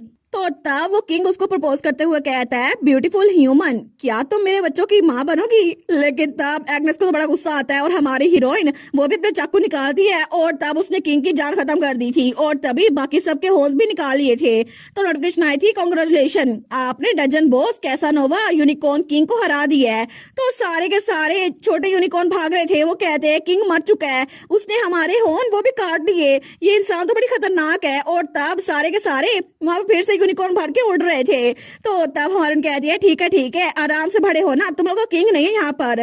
लेकिन नोटिफिकेशन आई थी डीमन रेलम की territory mysterious forest of unicorn अब वो एलेट्रोडलिन के हिस्से में आ गई है। तो हमारे कहती है इन सब के होंस ये तो बड़े फायदेमंद होंगे ना तुम्हारे लिए क्योंकि इनसे बड़े पैसे मिलेंगे और इसके अलावा ये यूनिकॉर्न तो बहुत ज्यादा ओल्ड होंगे। तो हमारे कहती है सिर्फ होंस इनके वैल्यूएबल नहीं है, इसके अलावा मुझे दो और चीजें मिली हैं, इसमें इस डंजन के लूट आइटम्स भी हैं जो कि बहुत ज्यादा इंपॉर्टेंट होने वाले हैं। तो एग्नेस कहती है एक म्यूजिक बॉक्स और एक स्किल बुक, लेकिन ये कौन सी स्किल है। तो तब वहां पर वो स्किल थी हेराल्ड ऑफ एक्टिवेशन कमांड, जिसकी वजह से आप किसी को भी उसकी पावर यूज करने पे कमांड कर सकती हैं। तो हमारी उन कहती है वाओ ये स्किल तो मुझे किसी और के एबिलिटीज को कंट्रोल करने में हेल्प करेगी, ऐसा लगता है ये तो बिल्कुल रिमोट कंट्रोल की तरह है। तो एग्नेस कहती है रिमोट कंट्रोल, लेकिन क्या ये जरूरी है, मुझे लगता है कि ये स्पोर्ट्स स्किल के तौर पे काम आएगी। तो हमारे कहती है मैं इसको अपने साथियों के ऊपर यूज नहीं करूंगी, मैं इसको रीड के ऊपर यूज करूंगी, मेन विलन के ऊपर। तो एग्नेस कहती है क्या उसी आदमी के ऊपर। तो हमारे कहती है एग्नेस तुमने भी अभी तक रियलाइज कर लिया होगा ना, है ना कि असल में रीड की आइडेंटिटी है क्या, वो असल में है कौन। लेकिन एग्नेस वो कुछ नहीं बोलती और तब दूसरी तरफ हमारा हीरो थैसरेड उसकी आंख खुलती है तो वो उठ के बैठता है, वो सोचता है क्या मुझे ऐसा क्यों लग रहा है कि एलेट यहाँ पर नहीं है। और तभी वो जब एलेट कमरे का दरवाजा खोलता है ना तो एलेट वहां पर सच में नहीं थी। वो कहता है एलेट क्या तुम यहाँ पर हो। लेकिन एलेट तो यूनिकॉर्न डंजन में गई हुई थी, वो सोचता है मैंने उसको मना भी किया था लेकिन पक्का वो वहीं पर गई होगी, तो मुझे लगता है कि मुझे उसकी हेल्प करनी चाहिए और वो भी वहां जाने के लिए तैयार था। हमें हमारी हीरोइन दिखा जाती है जो जैसे उस डंजन से बाहर निकली थी ना वो तो खुशी खुशी अपने घर की तरफ आ रही थी। वो कहती है देखो सही इसकी क्वालिटी कितनी मजेदार है ना, इससे तो मुझे बहुत सारे पैसे मिलेंगे। लेकिन जैसे वो सामने देखती है वो तो बिल्कुल शॉक हो गई थी क्योंकि वहां से थैसरेड उसकी हेल्प के लिए आ रहा था। वो कहता है क्या एलेट, लेकिन वो जल्दी से वो सारे के सारे हॉर्न्स अपने कमर के पीछे छुपा लेती है। वो कहती है थैसरेड क्या तुम उठे हुए थे। तो थैसरेड कहता है आखिर तुम रात के इस वक्त कहाँ चली गई थी। तो हमारून कहती है वो ना असल में मुझे नींद नहीं आ रही थी तो मैं सोच रही थी कि वॉक के लिए ना बाहर चली जाऊं। तो थैसरेड कहता है यूनिकॉर्न का हॉर्न तुम्हारे पाँव के पास पड़ा हुआ है, तुम्हें लगता है कि तुम झूठ बोल सकती हो।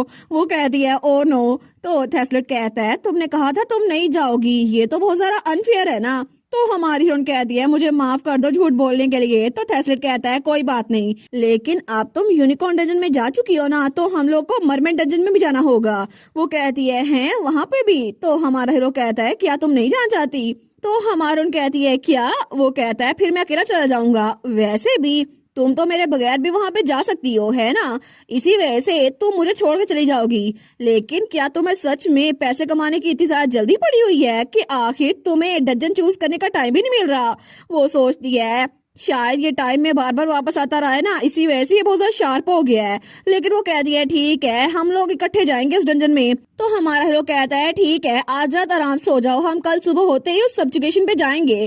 तो हमारी उन कहती है नहीं नहीं कल नहीं, कल हमारी वेकेशन का आखिरी दिन होने वाला है और मैंने कल के दिन को मजेदार बनाने के लिए बहुत ज्यादा इम्पोर्टेंट चीज की है। तो वो कहता है सच में क्या चीज प्रिपेयर की है? तो हमारी उन कहती है हाँ हाँ बिल्कुल, और कल हम होली नाइट यूनिफॉर्म कल ही पहन के जाएंगे, ठीक है? कल वैसे ही कोई कैजुअल कपड़े पहन लेना। तो हमारा हीरो उसकी तरफ देखते हैं, वो कहता है कैजुअल कपड़े? लेकिन मेरे पास कोई कैजुअल कपड़े नहीं है। और तब हमें सुबह का वक्त दिखा जाता है जब हमारा थेस्लेट उसको कोई तैयार करा था और हमारी हीरोइन के डैड ने अपने सन इन लॉ यानी हमारे थेस्लेट को अपने कपड़े दिए थे और वो बिल्कुल सेम टू सेम हमारी हीरोइन के डैड की तरह लग रहा था। वो कहता है फादर थैंक यू, लेकिन मुझे नहीं लगता मैं इसको एक्सेप्ट कर सकता हूँ। तो एलेट का डैड कहता है फिक्र ना करो इस बारे में, वैसे भी अब ये मुझे फिट नहीं बैठते तो तुम आराम से ये पहन सकते हो। और तभी वहाँ पे हमारी एलेट भी आती है जो कि बिल्कुल अपनी मॉम की तरह लग रही थी। वो कहती है थेस्लेट क्या तुम तैयार हो, अब हम बाहर जा सकते हैं? लेकिन जैसे वो थेस्लेट को देखती है ना, वो कहती है वाह ये तो सच में तुम्हें सूट कर रहा है। लेकिन तब वो अपने मॉम और डैड को गले मिलते हुए कहती है मॉम डैड अब हम लोग चलते हैं, ठीक है? तो उसका डैड कहता है ऑल राइट मेरी बेटी आराम से जाना। तो हमारी एलेट की मॉम उसको तंग करते हुए कहती है हाँ हाँ आराम से जाना, अपनी डेट एंजॉय करना। वो कहती है मॉम ये कोई डेट नहीं है। तो तब वो दोनों उसको बाय कर रहे थे। वो कहते हैं आराम से जाना, अपना ख्याल रखना और अगली बार जरूर आना, हम तुम्हारे लिए अच्छा खाना बनाएंगे। तो हमारी हीरोइन के हाथ में टेलीपोर्टेशन स्टोन था, वो भी उनको बाय कर रही थी। लेकिन थोड़ी देर बाद जैसे वो उस टेलीपोर्टेशन स्टोन को तोड़ती है ना, वो लोग वहां से टेलीपोर्ट होके मार्केट में आ गए थे और तभी वो मार्केट के दरमियान में पहुंचे थे। तो हमारा हीरो कहता है एलेट आखिर तुमने क्या प्रिपेयर किया है? तो हमारी एलेट कहती है मैंने कुछ जाने पहचाने लोगों को यहाँ पे बुलाया है। वो कहता है जाने पहचाने लोगों को? और जैसे ही वो रेस्टोरेंट में गए थे ना, तो वहाँ पे हेस्टियो और इफाइल थे। तो वो दोनों उसको हाई कर रहे थे। वो कहते हैं बहुत दिनों बाद मिल रहे हैं, है ना? तुम्हारे फ्रस्ट्रेटिंग हैंडसम फेस को देख कर भी बड़ा अच्छा लग रहा है। तो हमारा हीरो तो बिल्कुल हैरान रह गया था। वो कहता है हेस्टियो इफाइल? तो हमारी हीरोइन कहती है देखा फाइनली हम लोग इकट्ठे मिल पाए, आज का असल में हम लोगों ने प्रॉमिस किया था। वो कहता है तुम कैसी हो एलेट? लेकिन तब हमारा हीरो वो कहता है अच्छा तुमने ये प्रिपेयर किया था एलेट? तो इफाइल कहता है क्यों क्या हुआ, क्या तुम्हें हमारा यहाँ पर आना पसंद नहीं आया क्योंकि तुम दोनों डेट पे थे, है ना? तुम्हारा मूड खराब हो गया है। तो हेस्टियो कहता है बाय द वे एलेट क्या तुम ठीक हो? मैंने सुना था कि पिछली बार लास्ट सब्जुगेशन में तुम तो ओवर एक्सर्ट होने की वजह से बेहोश हो गई थी। तो हमारी कहती है बिल्कुल बिल्कुल अब मैं बिल्कुल ठीक हूँ, फिक्र ना करो। तो इफाइल कहता है ऑल राइट फिर हमें एक्सप्लेन करो ये होली काउंसिल है क्या? आखिर तुम्हारे पास इतनी सारी पावर कैसे आई? पहले टॉय मैंशन में तुम तो भाग भी नहीं सकती थी, लेकिन इसका मतलब है तुमने हमसे झूठ बोला था। तो जब तुम काउंट ओर्शे से खुद ही जाके बात करने वाली थी, इसका मतलब तुम अपने आप को सेक्रीफाइस नहीं कर रही, तुम स्टार्ट से ही डिवाइन एडवर्ड यूज करने वाली थी, है ना? वो कहती है बिल्कुल तुम्हें पता चल ही गया। लेकिन तब इफाइल कहता है कम से कम तुम हमें हिंट ही दे देती, अगर मुझे पहले पता होता ना कि तुम उसको हरा सकती हो तो फिर मैं वो ना करता। तो हमारी कहती है क्या मतलब, मुझे मारने की कोशिश या अपने आप को मारने की कोशिश? तो वो कहता है क्या तुम क्या बात कर रही हो, तुम्हें पता था पहले से? तो पीछे से थेस्लेट कहता है इफाइल? तो हेस्टियो कहता है क्या मतलब तुम एलेट को मारने की कोशिश कर रहे थे? तो इफाइल बेचारी को तो ठंडे पसीने आ रहे थे। वो कहता है तुम्हें सच में पता था, लेकिन कब से? तो हमारी एलेट कहती है फिक्र मत करो, मुझे पता था कैसे हालात थे। वैसे भी तुम्हें इस बात का गिल्ट था ना कि तुम किसी एक दोस्त को बचाना चाहते हो, इसी वजह से तुमने मुझे और खुद को मारने की कोशिश की थी। तो हेस्टियो को तो गुस्सा आ गया था। वो कहता है नहीं सच में मुझे बताओ क्या तुम सच में ये बेवकूफी करने वाले थे? आखिर तुम ऐसा क्यों कर रहे थे? अगर ये बॉस की वो वाली बात थी कि सिर्फ एक इंसान जिंदा रहना चाहता है, तो क्या तुम अपने आप को बचाना चाहते थे? मुझे ये मत कहना कि तुम सिर्फ जिंदा रहना चाहते थे इसी वजह से तुमने ऐसा किया। तो हमारी कहती है नहीं हेस्टियो, इफाइल वो अपनी जान भी लेने वाला था क्योंकि वो चाहता था कि तुम दोनों में से एक जिंदा बचे, वो खुद भी जिंदा ना बचे। स्पेशली वो चाहता था कि थेस्लेट यहाँ से बाहर निकल जाए। तो उसकी बात सुनकर वो तीनों ही खामोश हो गए थे। लेकिन तभी हेस्टी उसके सर पे मुक्का मारता है। वो कहता है, बदतमीज इंसान, तुम तो बिल्कुल बेवकूफ थे। लेकिन हमारे कहती है, मुझे अच्छा लगा तुमने उसके सर पे पंच मारा, लेकिन अच्छे से पंच मारो ना, उसको तो दर्द भी नहीं हुआ होगा। तो हेस्टियो कहता है, लेकिन मैंने पंच बड़ा जोर से मारा था, लेकिन आज का खाने का बिल वो ईफाइल देगा। ईफाइल कहता है, क्या बस ये काफी होगा? हमारे कहती है, क्या कंपनसेशन थोड़ी जरा सान है? वो कहता है, ऑनेस्टली हाँ। लेकिन तभी हमारा थेस्लेट कहता है, ये बात सच है, ईफाइल एक ओरा यूजर है। तो हेस्टियो, तुम्हारा पंच उसे बिल्कुल भी जोर से नहीं लगा होगा, वो तो सीरियस हो गया था। तो हेस्टियो कहता है, मुझे तो ये बात सोच के गुस्सा आ रहा है कि इसको मेरा पंच नहीं लगा होगा। एलेट, ऐसा करो कि तुम इसको 2 पंच मारो, एक मेरी तरफ से मार देना। तो हमारा कहती है, सच में? फिर मैं इसके मुंह पे मारती हूँ। लेकिन तब हमारा हेस्टियो कहता है, सेंटस। तो हमारा कहती है, क्या हुआ? क्या तुम कह रहे हो मैं तुम्हें पंच ना मारूं? वो कहता है, थैंक यू मेरी कन्फेशन सुनने के लिए। तो हमारा स्माइल करती है। तो हमारा कहती है, ठीक है, अब एटमॉस्फेयर इतना कोजी हो ही गया है, तो मैं मुद्दे की बात पे आती हूँ। मेरे पास तुम दोनों के लिए एक प्रपोजल है। तुम लोगों को पता है ना कि थेस्लेट और मैं पहले एक नाइट ऑर्डर बना चुके हैं, तो क्या तुम दोनों भी इसको ज्वाइन करना चाहोगे? तो हेस्टी और ईफाइल दोनों कहते हैं, क्या तुम दोनों का नाइट ऑर्डर? लेकिन तभी दोनों एक साथ ही कहते हैं, बिल्कुल भी नहीं, हमें तुम लोग का नाइट ऑर्डर ज्वाइन नहीं करना। हमारा कहती है, क्या? वो सोचती है, मैंने एक्सपेक्ट तो नहीं किया था, आखिर वो कोजी एनवायरनमेंट कहाँ चला गया? मुझे लगा था ये मेरी बात मान जाएंगे, लेकिन क्या इनको मैं इतनी ना पसंद हूँ? लेकिन तब वो कहती है, मुझे बताओ सही रीजन है क्या? तो हेस्टियो कहता है, क्यों? तुम पूछ रही हो क्यों? रीजन ये है कि तुम दोनों तो बिल्कुल एक कपल लगते हो, और अगर हम दोनों तुम्हारे साथ आए ना, हम दोनों तो कबाब में हड्डी बच जाएंगे। तो इफाइल भी कहता है, बिल्कुल यही वजह है। लेकिन तभी नोटिफिकेशन आई थी, क्रिटिक फॉर बैलेंस एग्री कर रही है और कह रही है कि तुम दोनों के दरमियान कपल बनने का चांस बहुत ज्यादा है। और आर्किटेक्ट ऑफ स्काईस्क्रैपर ऑफ सफरिंग भी कह रही है कि ये तो इटर्नल ट्रूथ है। लेकिन स्केल दैट जदी सोल, वो भी ये कह रही है कि तुम दोनों तो बिल्कुल कपल दिखते हो। तो हमारा कह दिया, ठीक है, बस बहुत हो गया। लेकिन हर किसी के साथ मसला क्या है, मैं और थेस्लेट बिल्कुल भी कपल नहीं है। तो हेस्टियो कहता है, हमें माइंड ना करो, तुम लोग अपने आराम से कपल डेट एंजॉय किया करो मॉन्स्टर्स को मारते हुए। तो हमारी उन कहती है, इसके बहुत ज्यादा फायदे होने वाले हैं, अगर तुम लोगों ने हमारे नाइट ऑर्डर को ज्वाइन किया ना, तुम लोग टैक्स से बच जाओगे। वो दोनों कहते हैं, क्या टैक्स से बच जाएंगे? लेकिन तभी वो दोनों कहते हैं, तुम हमें पैसों के जरिए खरीदना चाहती हो? लेकिन दोनों एक साथ ही कहते हैं, फिर तो तुमने बड़ा अच्छा डिसीजन लिया, प्लीज हमारा ख्याल रखना कैप्टन, हम तो बिल्कुल वफादारी से आपको सर्व करेंगे। तो हमारे उन कहती है, एटलीस्ट मेरी साइड पे वो लोग तो हैं जिसपे मैं यकीन कर सकती हूँ। लेकिन तभी फाइल कहता है, क्या तुम्हारा नाइट ऑर्डर ज्वाइन करने के लिए हमें इसके अलावा भी कोई रूल फॉलो करना पड़ेगा? तो हमारे कहती है, बिल्कुल, कुछ इंपॉर्टेंट रूल्स है। पहला रूल तो ये है कि मुझे मारने की कोशिश मत करना। तो ये बात तो ईफाइल के दिल पे जाके लगी थी। और हमारे कहती है, इसके अलावा दूसरा रूल, अपने आप सब कुछ हल करने की कोशिश मत करना और सारा कुछ अपने कंधों पे मत लादना। और ये वो थेस्लेट की तरफ देख के कह रही थी। और तब वो कहती है, मैंने रिसेंटली सीख लिया है कि अपने दोस्तों को हर्ट करके हम कभी भी खुश नहीं रहते। तो हेस्टियो कहता है, बिल्कुल, ये बात तो सच है ईफाइल, अब अगर तुम्हारे दिमाग में ऐसा कोई प्लान आया ना, तो कैप्टन से मशवरा कर लेना और फिर कुछ करना। वैसे भी मुझे लगता है कि तुम्हारे दिमाग में भूसा भरा हुआ है। तो ईफाइल कहता है, तुम्हारे पास भी तो सिर्फ खूबसूरत बाल है ना, उसके अलावा तुम्हारे पास है क्या? और वो दोनों लड़ना शुरू हो गए थे, लेकिन हमारी हीरोइन तो उनको देखकर हंस रही थी। तो हेस्टियो उसका मजाक उड़ाते हुए कहता है, तुम्हारे सर पे अभी एक और पंच लगना चाहिए ना, फिर अच्छा रहेगा। और तभी वो तीनों चीयर्स करते हैं, लेकिन वहाँ पर थेस्लेट का कप नहीं था। तो हमारा कहती है, आज वेकेशन का आखिरी दिन है ना, तो हम लोग दिल खोल के खाना खाते हैं, ठीक है, और पीते भी अच्छे से हैं। लेकिन थेस्लेट उन तीनों को देखता है और तभी वो अपनी ड्रिंक की तरफ देखता है। लेकिन तब उनसे कहता है, असल में मुझे लगता है कि होली नाइट्स के लिए अल्कोहल पीना बिल्कुल भी अच्छा नहीं है और ये विच्चू के खिलाफ आता है। तो तब हेस्टियो कहता है, ओहो देखो सही है, फिर से शुरू हो गया। तुम ऐसा करो, तुम दूध पियो, तुम वाइन को हाथ भी ना लगाना। तो तभी इफाइल भी चिल्ला कहता है, बॉस इस बच्चे को हनी मिल्क दे दो, ठीक है, ये वाइन नहीं पी सकता।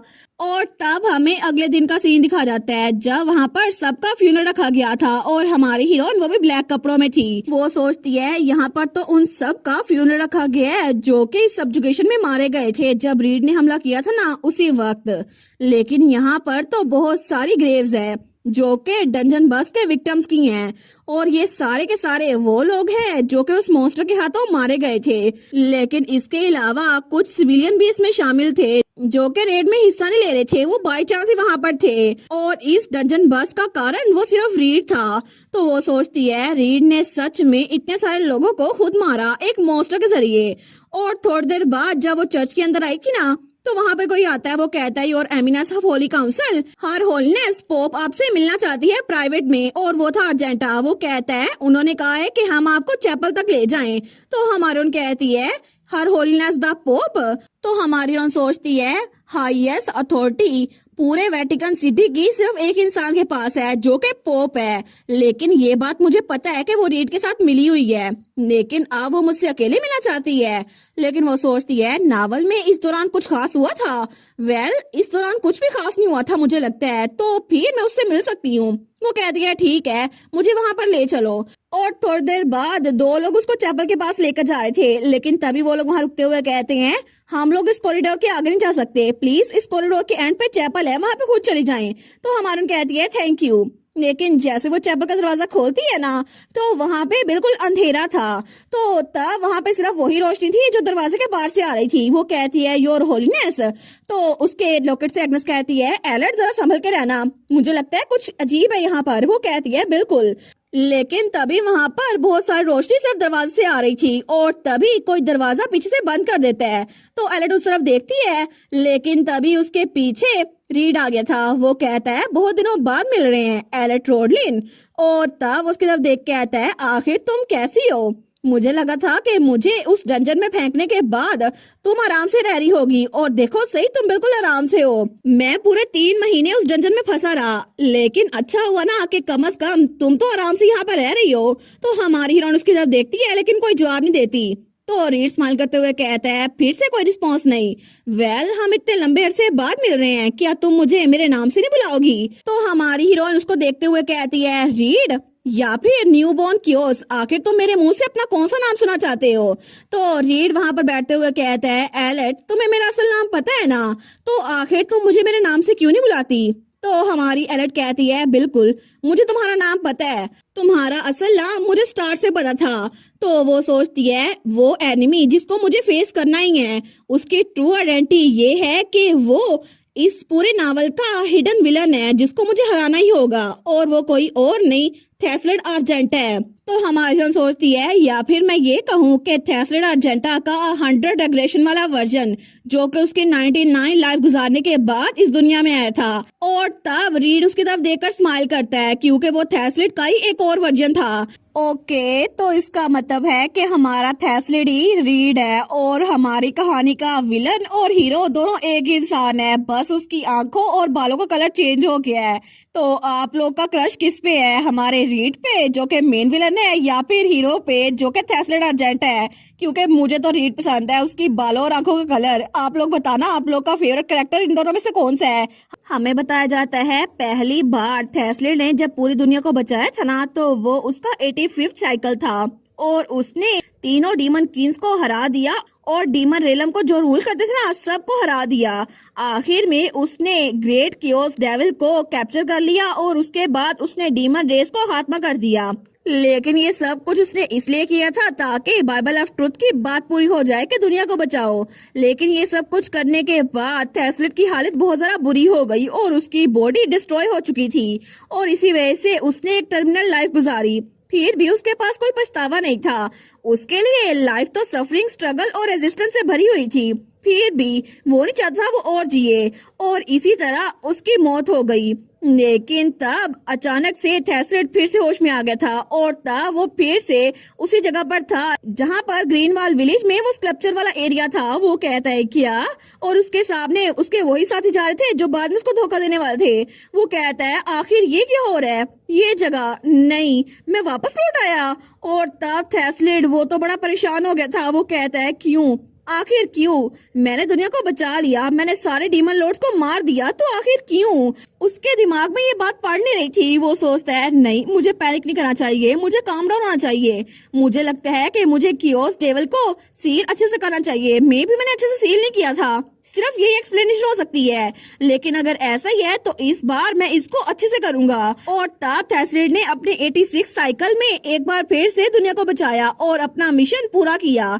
और इस बार उसने अपनी बॉडी को ओवर एक्सर्ट नहीं किया, बल्कि अपनी बॉडी की सारी पावर सेंटस को दे दी, जो कि ट्रेजिक एक्सीडेंट से गुजर रही थी। लेकिन फिर उसकी आंखें बंद हो गई। उसको लगा शायद उसको रेस्ट मिल गया है, लेकिन एक बार फिर से थेस्लिड की आंख वहीं पर खुली थी जहां पर उसके साथी उसके सामने जा रहे थे। तो वो अपने हाथों को देखता है। वो कहता है, क्या मैंने क्या गलत किया? आखिर मैं मरा क्यों नहीं? मैं वापस क्यों आ गया? और तब वो फिर से अपनी 87 साइकिल में उसने एक बार फिर से दुनिया को बचाया। और उसने बार बार ये किया, 3 बार। उसने हर एक चीज को वैसे ही किया, उससे भी ज्यादा अच्छे से। लेकिन इस बार उसकी लाइफ का एंड ऐसे हुआ कि उसने सेंटस की जगह ले ली, जो कि पॉलिटिकल स्ट्राइफ पे फंसी हुई थी। फिर भी उसके लिए कोई इटर्नल रेस्ट नहीं था। एक बार फिर से जब उसकी आंखें खुली तो वो उसी जगह पर था। वो सोचता है, आखिर इस बार क्या गलत हुआ है? मैं इसको कैसे एंड कर सकता हूँ? लेकिन मैं फिर से ट्राई करूंगा और अच्छे से ट्राई करूंगा। और थेस्लिड ने फिर से दुनिया को बचाया बार बार। लेकिन उस लाइफ में सेंटस ने उस पर इल्जाम लगाया कि वो एक हेरेटिक है और उसके लिए पब्लिक एक्जीक्यूशन रखी गई। तो सेंटस उसके सामने आते हुए कहती है, तुमने दुनिया को बचाया थेस्लिड, लेकिन इस दुनिया को तुम्हारी मौत चाहिए। तो मुझे माफ कर देना थेस्लिड और थैंक यू। तो बाकी सब लोग चिल्ला के कहते हैं, उसको मार डालो। सेंटस ने कहा वो एक हेरेटिक है तो उसको मार डालो। और उसके लिए सब लोग उंगलियां उठा रहे थे, लेकिन थेस्लिड को उस वक्त वहां पे जला दिया गया। वो सोचता है, मुझे वो पेन अच्छे से याद है जो उस वक्त मैंने महसूस की थी, लेकिन फिर भी मुझे लगा था कि इस बार मैं मर सकता हूँ। लेकिन तब फिर से वो अपनी लाइफ में वापस आ गया। तो उसकी 89 साइकिल में वो फिर से लाइब्रेरी ऑफ ऑल थिंग्स में गया और उसने 80 साइकिल को अवॉइड करने के लिए फिर से बाइबल ऑफ ट्रुथ से सवाल पूछा। और इस बार उसने पूछा, आखिर मैं इस रिग्रेशन को बार बार टाइम में जाने को कैसे रोकूं? तो उसका एक ही जवाब था, दुनिया को बचाओ, जो कि हर बार उसको मिलता था। लेकिन थेस्लिड का दिमाग वो तो बिल्कुल गर्म हो रहा था। वो कहता है, कैसे? मैं दुनिया को कैसे बचाऊं? मैं कितनी बार दुनिया को बचा चुका हूं। लेकिन एक बार फिर से ये सब कुछ करने के बावजूद वो अपने 90 साइकिल में एंटर हो गया और एक बार फिर से वो लाइब्रेरी ऑफ ऑल थिंग्स में गया और उसने सवाल पूछा, मैं आखिर एग्रेशन को कैसे रोकूं? तो फिर से जवाब था, दुनिया को बचाओ। और उसने अपने 91st साइकिल में भी यही कहा। तो फिर से एक ही जवाब था, दुनिया को बचाओ। और 92nd साइकिल में भी यही जवाब था, 93rd साइकिल में भी, 94th में भी, बार बार हर एक बार एक ही जवाब आ रहा था, मैं इस रिग्रेशन को कैसे रोकूं? तो जवाब था, दुनिया को बचाओ।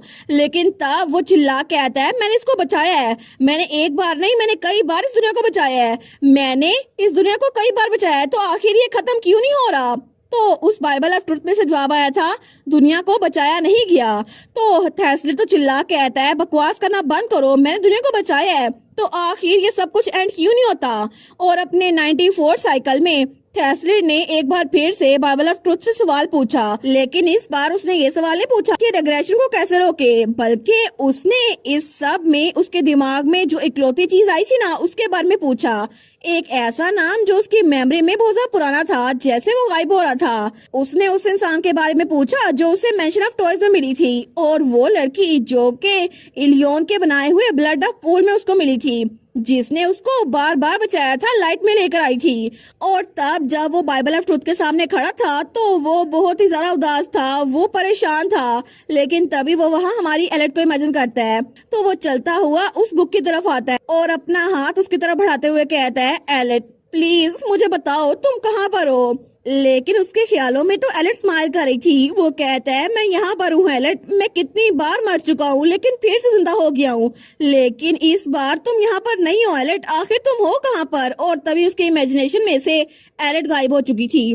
तो उसने इस बार ये सवाल पूछा था, आखिर एलेट टोडलिन कहाँ पर है?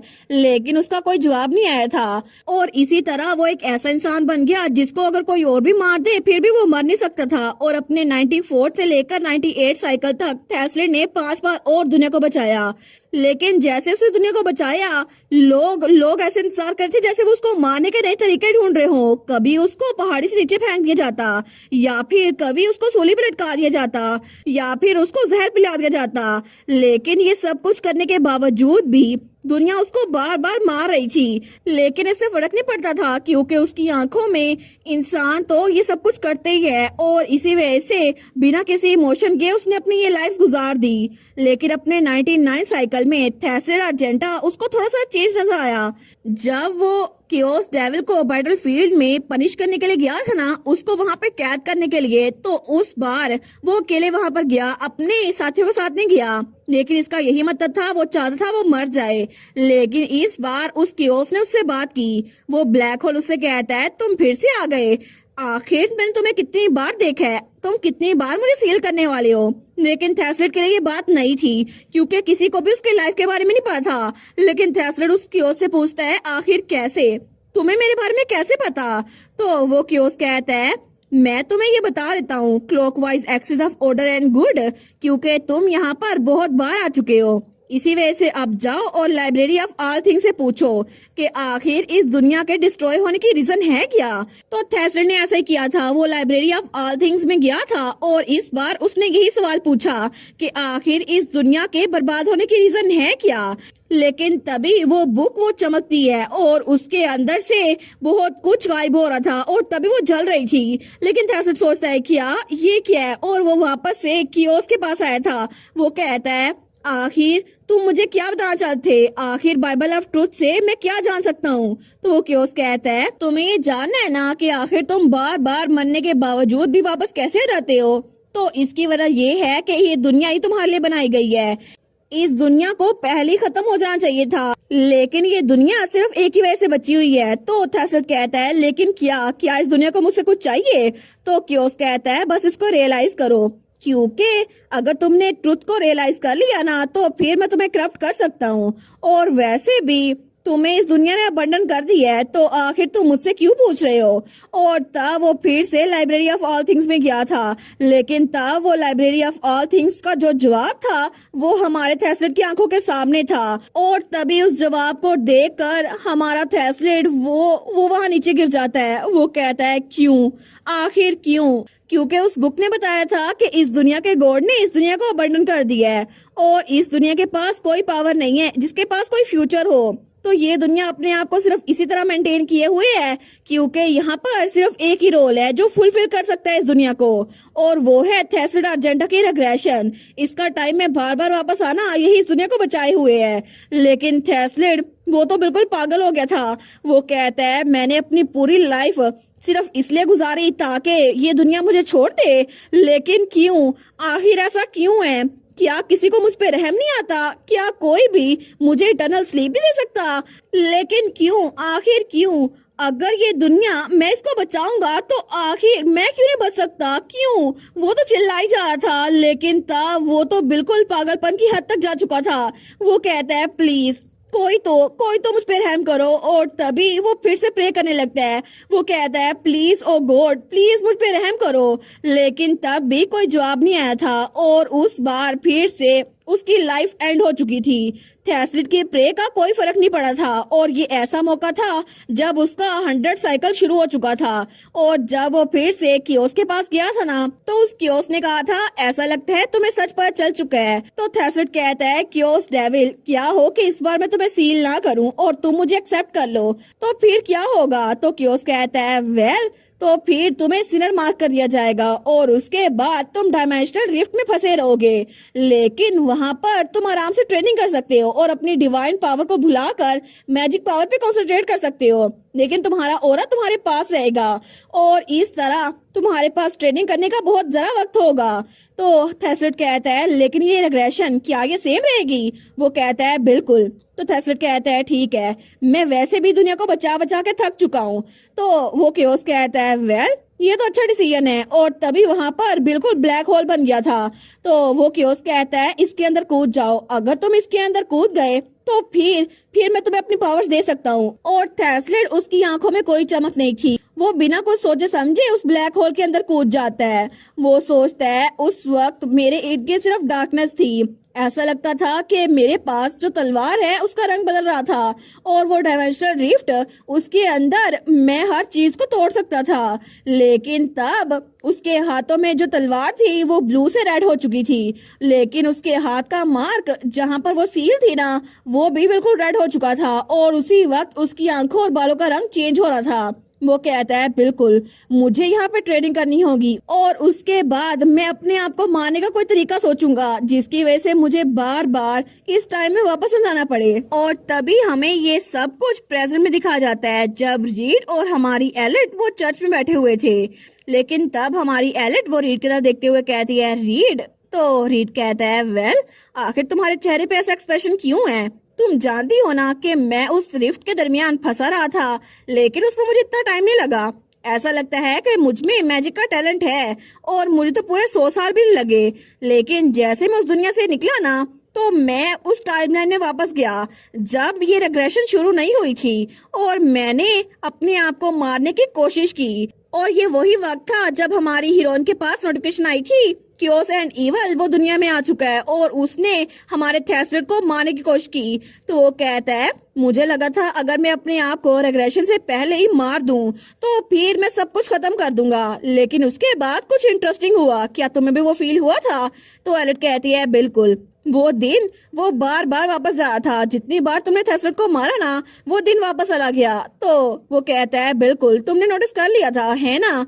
वेल मुझे लगा था ये काम कर जाएगा, मैंने अपने आप को टाइमलाइन स्प्लिट होने से पहले मार दिया ताकि रेग्रेशन खत्म हो जाए। लेकिन ऐसा लगता है ये दुनिया मेरी आखिरी उम्मीद का मजाक उड़ा रही थी। मैंने अपने आप को मारा, बार बार मारा, थेस्लेट अर्जेंटा के नाम पे अपने आप को बहुत बार मारा, 7 बार, लेकिन फिर भी वो दिन वापस आ जाता था। क्या ये रिडिकुलस नहीं है? ये तो इस दुनिया में रेग्रेस होने से बिल्कुल डिफरेंट नहीं है। और वैसे भी मैं इस दुनिया को बचा नहीं पाया और ना ही अपने आप को बचा पाया, तो आखिर मैं क्या करूँ? तो हमारी हीरोइन कहती है रीड। तो वो कहता है मेरी तरफ ऐसे मत देखो एलिट, तुम मेरी तरफ ऐसे मत देखो क्योंकि मेरे पास एक और रास्ता भी है। तुम्हें पता है ना कि मेरी सल्वेशन डेथ के साथ कनेक्टेड है, लेकिन इस दुनिया की सल्वेशन वो किसके साथ कनेक्टेड होगी? मुझे लगता है कि मुझे इस दुनिया को खत्म करना पड़ेगा। अगर ये दुनिया खत्म हो गई तो मैं जो इस दुनिया के साथ बिलोंग करता हूँ वो भी खत्म हो जाएगा। एक बार मुझे ये चीज रियलाइज हुई तो मैं खुश हो गया। मुझे वैसे भी इस दुनिया से बहुत ज्यादा नफरत थी। इस दुनिया को मैंने कितनी बार बचाने की कोशिश की, लेकिन आखिर में ये दुनिया मेरे ही हाथों से तबाह होगी। ये बात तो सोच के मुझे बहुत ज्यादा अच्छा लगा। और तब वो एलिट की तरफ देखते हुए कहता है ये चीज मुझे बहुत ज्यादा एक्साइटेड कर रही है। तो हमारी एलिट तो उसको शौक होके देखती है। तो रीड कहता है एलिट मैं इस दुनिया को बिल्कुल बर्बाद कर दूंगा ताकि कोई भी टाइमलाइन वो क्रिएट ना हो, और अगर मैंने इसके डायमेंशनल प्लेन को ही बिल्कुल इरेज कर दिया तो फिर ये सब कुछ खत्म हो जाएगा। और तब उसकी तरफ हाथ बढ़ाते हुए कहता है मेरे साथ आओ एलिट, तुमने बोला था कि तुम हमेशा मेरी साइड पर हो है ना? और ये हमारी हीरोइन ने बचपन में बोला था जो कि उसको याद था। तो हमारी एलिट उसकी तरफ देखती है, लेकिन तभी वो कहती है क्या तुम्हें अपने प्लान के लिए मेरी जरूरत है? तो रीड कहता है नहीं, मैं तो बस चाहता हूँ कि तुम मेरी साइड पे रहो एलिट। तो एलिट उसकी तरफ देखती है और थोड़ा हिचकिचाते हुए अपना हाथ उठाती है। वो कहती है थेस्लेट अर्जेंटा मैं बस ये कह रही हूँ कि ये थोड़ी सी पॉसिबिलिटी हो सकती है, लेकिन तुम्हारी रेग्रेशन को खत्म करने का एक और तरीका भी हो सकता है। और उसकी तरफ हाथ बढ़ाते हुए कहती है क्या तुम मेरे साथ मिलकर उस तरीके पे काम करोगे? अगर ऐसा ही है तो मेरा हाथ पकड़ लो, हम दोनों मिलकर इस पे ट्राई करते हैं। और अभी भी बहुत देर नहीं हुई, तुम अपना फ्यूचर चेंज कर सकते हो। तो रीड कहता है इंटरेस्टिंग, अब लगता है कि तुम्हें कोई भी चीज नहीं थी जो तुम्हें नहीं पता हो। क्या तुम्हें मेरा फ्यूचर भी पता है? तो एलिट कहती है बिल्कुल मैं जानती हूँ, क्या मैं तुम्हें बताऊं? लेकिन तभी नोटिफिकेशन आई थी voice that shape the world, वो फ्लिंच कर रही हैं। स्केल दैट द सोइल वो भी थोड़ा स्टार्टल हो गई हैं। और एडवोकेट ऑफ कॉन्फिडेंशियलिटी उनकी आंखें खुल गई हैं। वो सोचती है बिल्कुल मैंने इससे कहा था मैं इसकी साइड पर हूँ, और वो सोचती है इसी वजह से मैं इसको रोकना चाहती हूँ। तो वो उससे कहती है तुम्हारे इस लाइफ साइकिल में तुम, लेकिन तभी हमारी हीरोइन उसको बहुत तकलीफ होती है। तो वो सोचती है मेरे सीने में दर्द हो रही है, मुझे लगता है कि ये प्रेशर ये इस बात से है ताकि मैं रेवलेशन ना करूं। तो नोटिफिकेशन आई थी वॉइस दैट शब्द वर्ड कह रहे हैं नहीं, और नोटिफिकेशन आई थी एडवोकेट ऑफ कॉन्फिडेंशियलिटी भी वार्निंग दे रहे कि कुछ फुलिश मत करना। वो दिल में सोचती है मुझे माफ कर देना, लेकिन मुझे उसे बताना ही होगा। वो सोचती है थेस्लेट मैंने तुम्हारा एंड बुक में देखा था, तुम दुनिया को बर्बाद करने में कामयाब हो गए थे, लेकिन ये ऐसे खत्म नहीं हुआ जैसे तुम चाहते थे। तुम्हारी वजह से इंसानी दुनिया में 5 लोग वो हीरो बन गए, लेकिन उन्होंने तुम्हारी बॉडी को बिल्कुल कियोस्क की तरह कैद कर दिया, जैसे तुमने उस डेविल कियोस्क को बंद किया था ना, बिल्कुल वैसे ही। और आखिर में तुम अपनी 101 लाइफ का इंतजार कर रहे थे उस इटर्निटी में। लेकिन इसी के साथ ये स्कर्ट्स एंडिंग के साथ उस ओरिजिनल नॉवल की एंडिंग हो गई, regression until I save the world, और यही तुम्हारा एंड था। तो एलेट सोचती है अगर हो सका तो मैं तुम्हारी एंडिंग में तुम्हें पहुंचने से रोकूंगी। तुम्हारा फ्यूचर सिर्फ सक्सेस या फेलियर नहीं हो सकता, ये तो सिर्फ ये है। लेकिन तब उसे कहती है तुम तो बार बार नोटिफिकेशन आ रही थी, एडवोकेट ऑफ कॉन्फिडेंशियलिटी वो स्ट्रॉन्ग वार्निंग दे रहे हैं, अभी रुक जाएं। वो इस शेप दी वर्ल्ड भी कह रहे थे प्लीज रुक जाएं, और स्केल द डर्टी सोल भी कह रही है कि प्लीज अपना मुंह बंद रखे। लेकिन हमारून कहती है तुम बर्बाद हो जाओगे बहुत बुरी तरह से। और तभी ये बताने की वजह से हमारी हीरोइन के मुंह से खून निकलता है, और नोटिफिकेशन आई थी फॉरबिडन रेवलेशन पेनल्टी वो अपील हो गई है। और तभी हमारी हीरोइन नीचे गिर जाती है, और उसको तो बहुत खांसी आ रही थी, और तब उसके मुंह से खून निकली जा रहा था। वो सोचती है मेरी पूरी बॉडी वो दर्द कर रही है, ऐसा लगता है कि कोई मेरे इंटरनल ऑर्गन्स को ट्विस्ट कर रहा है। वो सोचती है मुझे अपनी स्ट्रेंथ यूज करनी होगी, लेकिन तभी वो अपनी पावर यूज करने लगती है तो उसकी पावर यूज नहीं होती। वो सोचती है क्या मेरी डिवाइन पावर वो रिस्पॉन्ड नहीं कर रही। वो सोचती है नहीं, मुझे लगता है कि ये बिल्कुल ऐसा ही है, मेरी पावर खत्म हो चुकी है। और तब रीड खड़ा होते हुए कहता है ओ माई एलेट रोडलिन, तुम कितनी काइंड हो ना, सच में तुमने मुझे वो फ्यूचर बताया जो कि तुम्हारे लिए बताना मना था, इसी वजह से तुम्हें ये पेनल्टी मिल रही है ना। लेकिन तब उसके सामने आते हुए कहता है ऐसा लगता है कि तुम सच में मेरी साइड पर हो। तो हमारी एलेट वो उसकी तरफ देखती है, लेकिन फिर से नोटिफिकेशन आई थी आपकी पेनल्टी आ चुकी है। वो सोचती है पेनल्टी, तो वहाँ लिखा था आपकी पावर सील कर दी गई है, और आपकी डिवाइन एडवेंट स्किल वो भी 1 दिन के लिए सील कर दी गई है। वो सोचती है सच में ये पेनल्टी ये थी मेरी पावर्स को सील कर दिया जाए। तो तभी वहाँ पर एग्नेस कहती है एलेट क्या हुआ है, और बार बार हर कोई पूछ रहा था आखिर क्या हुआ है, आपको क्या हुआ है।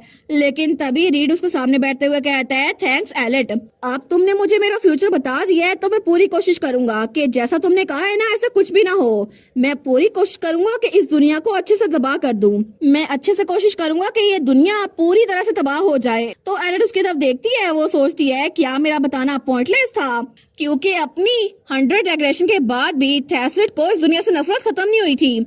उसे लगा था अगर वो इस दुनिया को खत्म करते फिर ही वो अपने आप को सेटिस्फाई कर सकता है, लेकिन ये दुनिया ने खुद कमाया था, क्योंकि उस दुनिया ने बार बार उसको धोखा दिया था। तो तभी रीड उसकी तरफ हाथ बढ़ाता है, तो हमारून कहती है क्या। वो कहता है फिक्र मत करो एलेट, मैं तुम्हें बिल्कुल भी परेशान नहीं करूंगा। इस वक्त तो मैं बिल्कुल भी तुम्हारे साथ कुछ नहीं करूंगा। मैं सैकड़ों हजारों बहुत ज्यादा लोगों को मार के आऊंगा और उसके बाद तुमसे मिलूंगा, और मैं उम्मीद करता हूँ कि उसके बाद भी तुम अपना हाथ मेरी तरफ बढ़ाओ। और तब उसके चेहरे से ब्लड साफ करता है, लेकिन तभी वो उसको उठने में हेल्प करता है और वहाँ पर एक बेंच के ऊपर लिटा देता है। तो तब हमारी हीरोइन को लिटाने के बाद वो कहता है मैं देखना चाहता हूँ कि मेरे 17 लूप के बग को ठीक करने के अलावा आखिर तुम मेरी कैसे मदद करती हो। लेकिन इस बार मुझे तुमसे बात करके बहुत ज्यादा अच्छा लगा एलेट रोडलिन। और तब वो उसे कहता है आराम से सोना, और उसके बाद वहां से गायब हो गया था। लेकिन तब वहां पे सिर्फ हमारी एलेट थी। तो एग्नेस कह दी है एलेट तुम ठीक तो हो ना। वो कह दिया है मैं ठीक हूँ, बस मुझे लगता है मेरी पावर्स खत्म हो गई है। तो नोटिफिकेशन आई थी वो is date shape the world, वो तो बिल्कुल डिसप्लीज हैं। वो पूछ रहे हैं आखिर आपकी खांसी में इतना ब्लड क्यों आ रहा है, आप तो टर्मिनली इल हीरोइन भी नहीं है। लेकिन हमारे उन कहती है सच में ये लोग मुझे डांट रहे हैं। वेल एग्नेस कहती है ये तो बड़ा डेंजरस था, मुझे लगा था तुम्हारे पास बिल्कुल भी होली पावर नहीं है, क्या हुआ है। तो हमारी हीरोइन के सामने पेनल्टी आई हुई थी, 1 दिन तक आप अपनी पावर यूज नहीं कर सकती। वो कहती है मैंने कुछ गलत किया था, इसकी वजह से मेरी पावर 1 दिन बाद मेरे पास आएगी। लेकिन तभी नोटिफिकेशन आई थी हेवनली सीक्रेट ऑडिटर कह रही है कि ये सिर्फ 1 दिन की बात है, लेकिन अगर दोबारा आपने कुछ ऐसा किया ना तो फिर आपकी सजा बढ़ जाएगी। वो सोचती है चलो फाइनली मैं सांस तो ले पा रही हूँ ना। लेकिन एक एसएस क्लास की डिफिकल्टी नावल में सिविलियन बनना कितना मुश्किल होता है। लेकिन तभी उसे रीड की बात आती है जो कहता है मैं देखना चाहता हूँ कि मेरे 17 लूप के बग के अलावा तुम क्या कर सकती हो। वो सोचती है मुझे ये करना ही होगा, मुझे सच में ये करना ही होगा। लेकिन थैसलेट वो तो सिर्फ मेरी एबिलिटीज के साथ मुझे 17 लूप में मिल सकता है, और अगर ऐसा हुआ तो रीड के वापस आने के बाद क्या पता दोबारा से वैसा ही हो, मुझे फिर से रीड के साथ जाना पड़े। लेकिन अगर ऐसा होगा ना तो फिर मुझे थोड़ा डिलीजेंटली मूव करना होगा, मुझे अपने प्लान्स को पहले तरतीब देना होगा ताकि ये सब कुछ ना बिगड़े और मैं पहले ही 17 लूप में थर्सबीट को बचा लूं ताकि फ्यूचर में ये सब कुछ इतना खराब ना हो।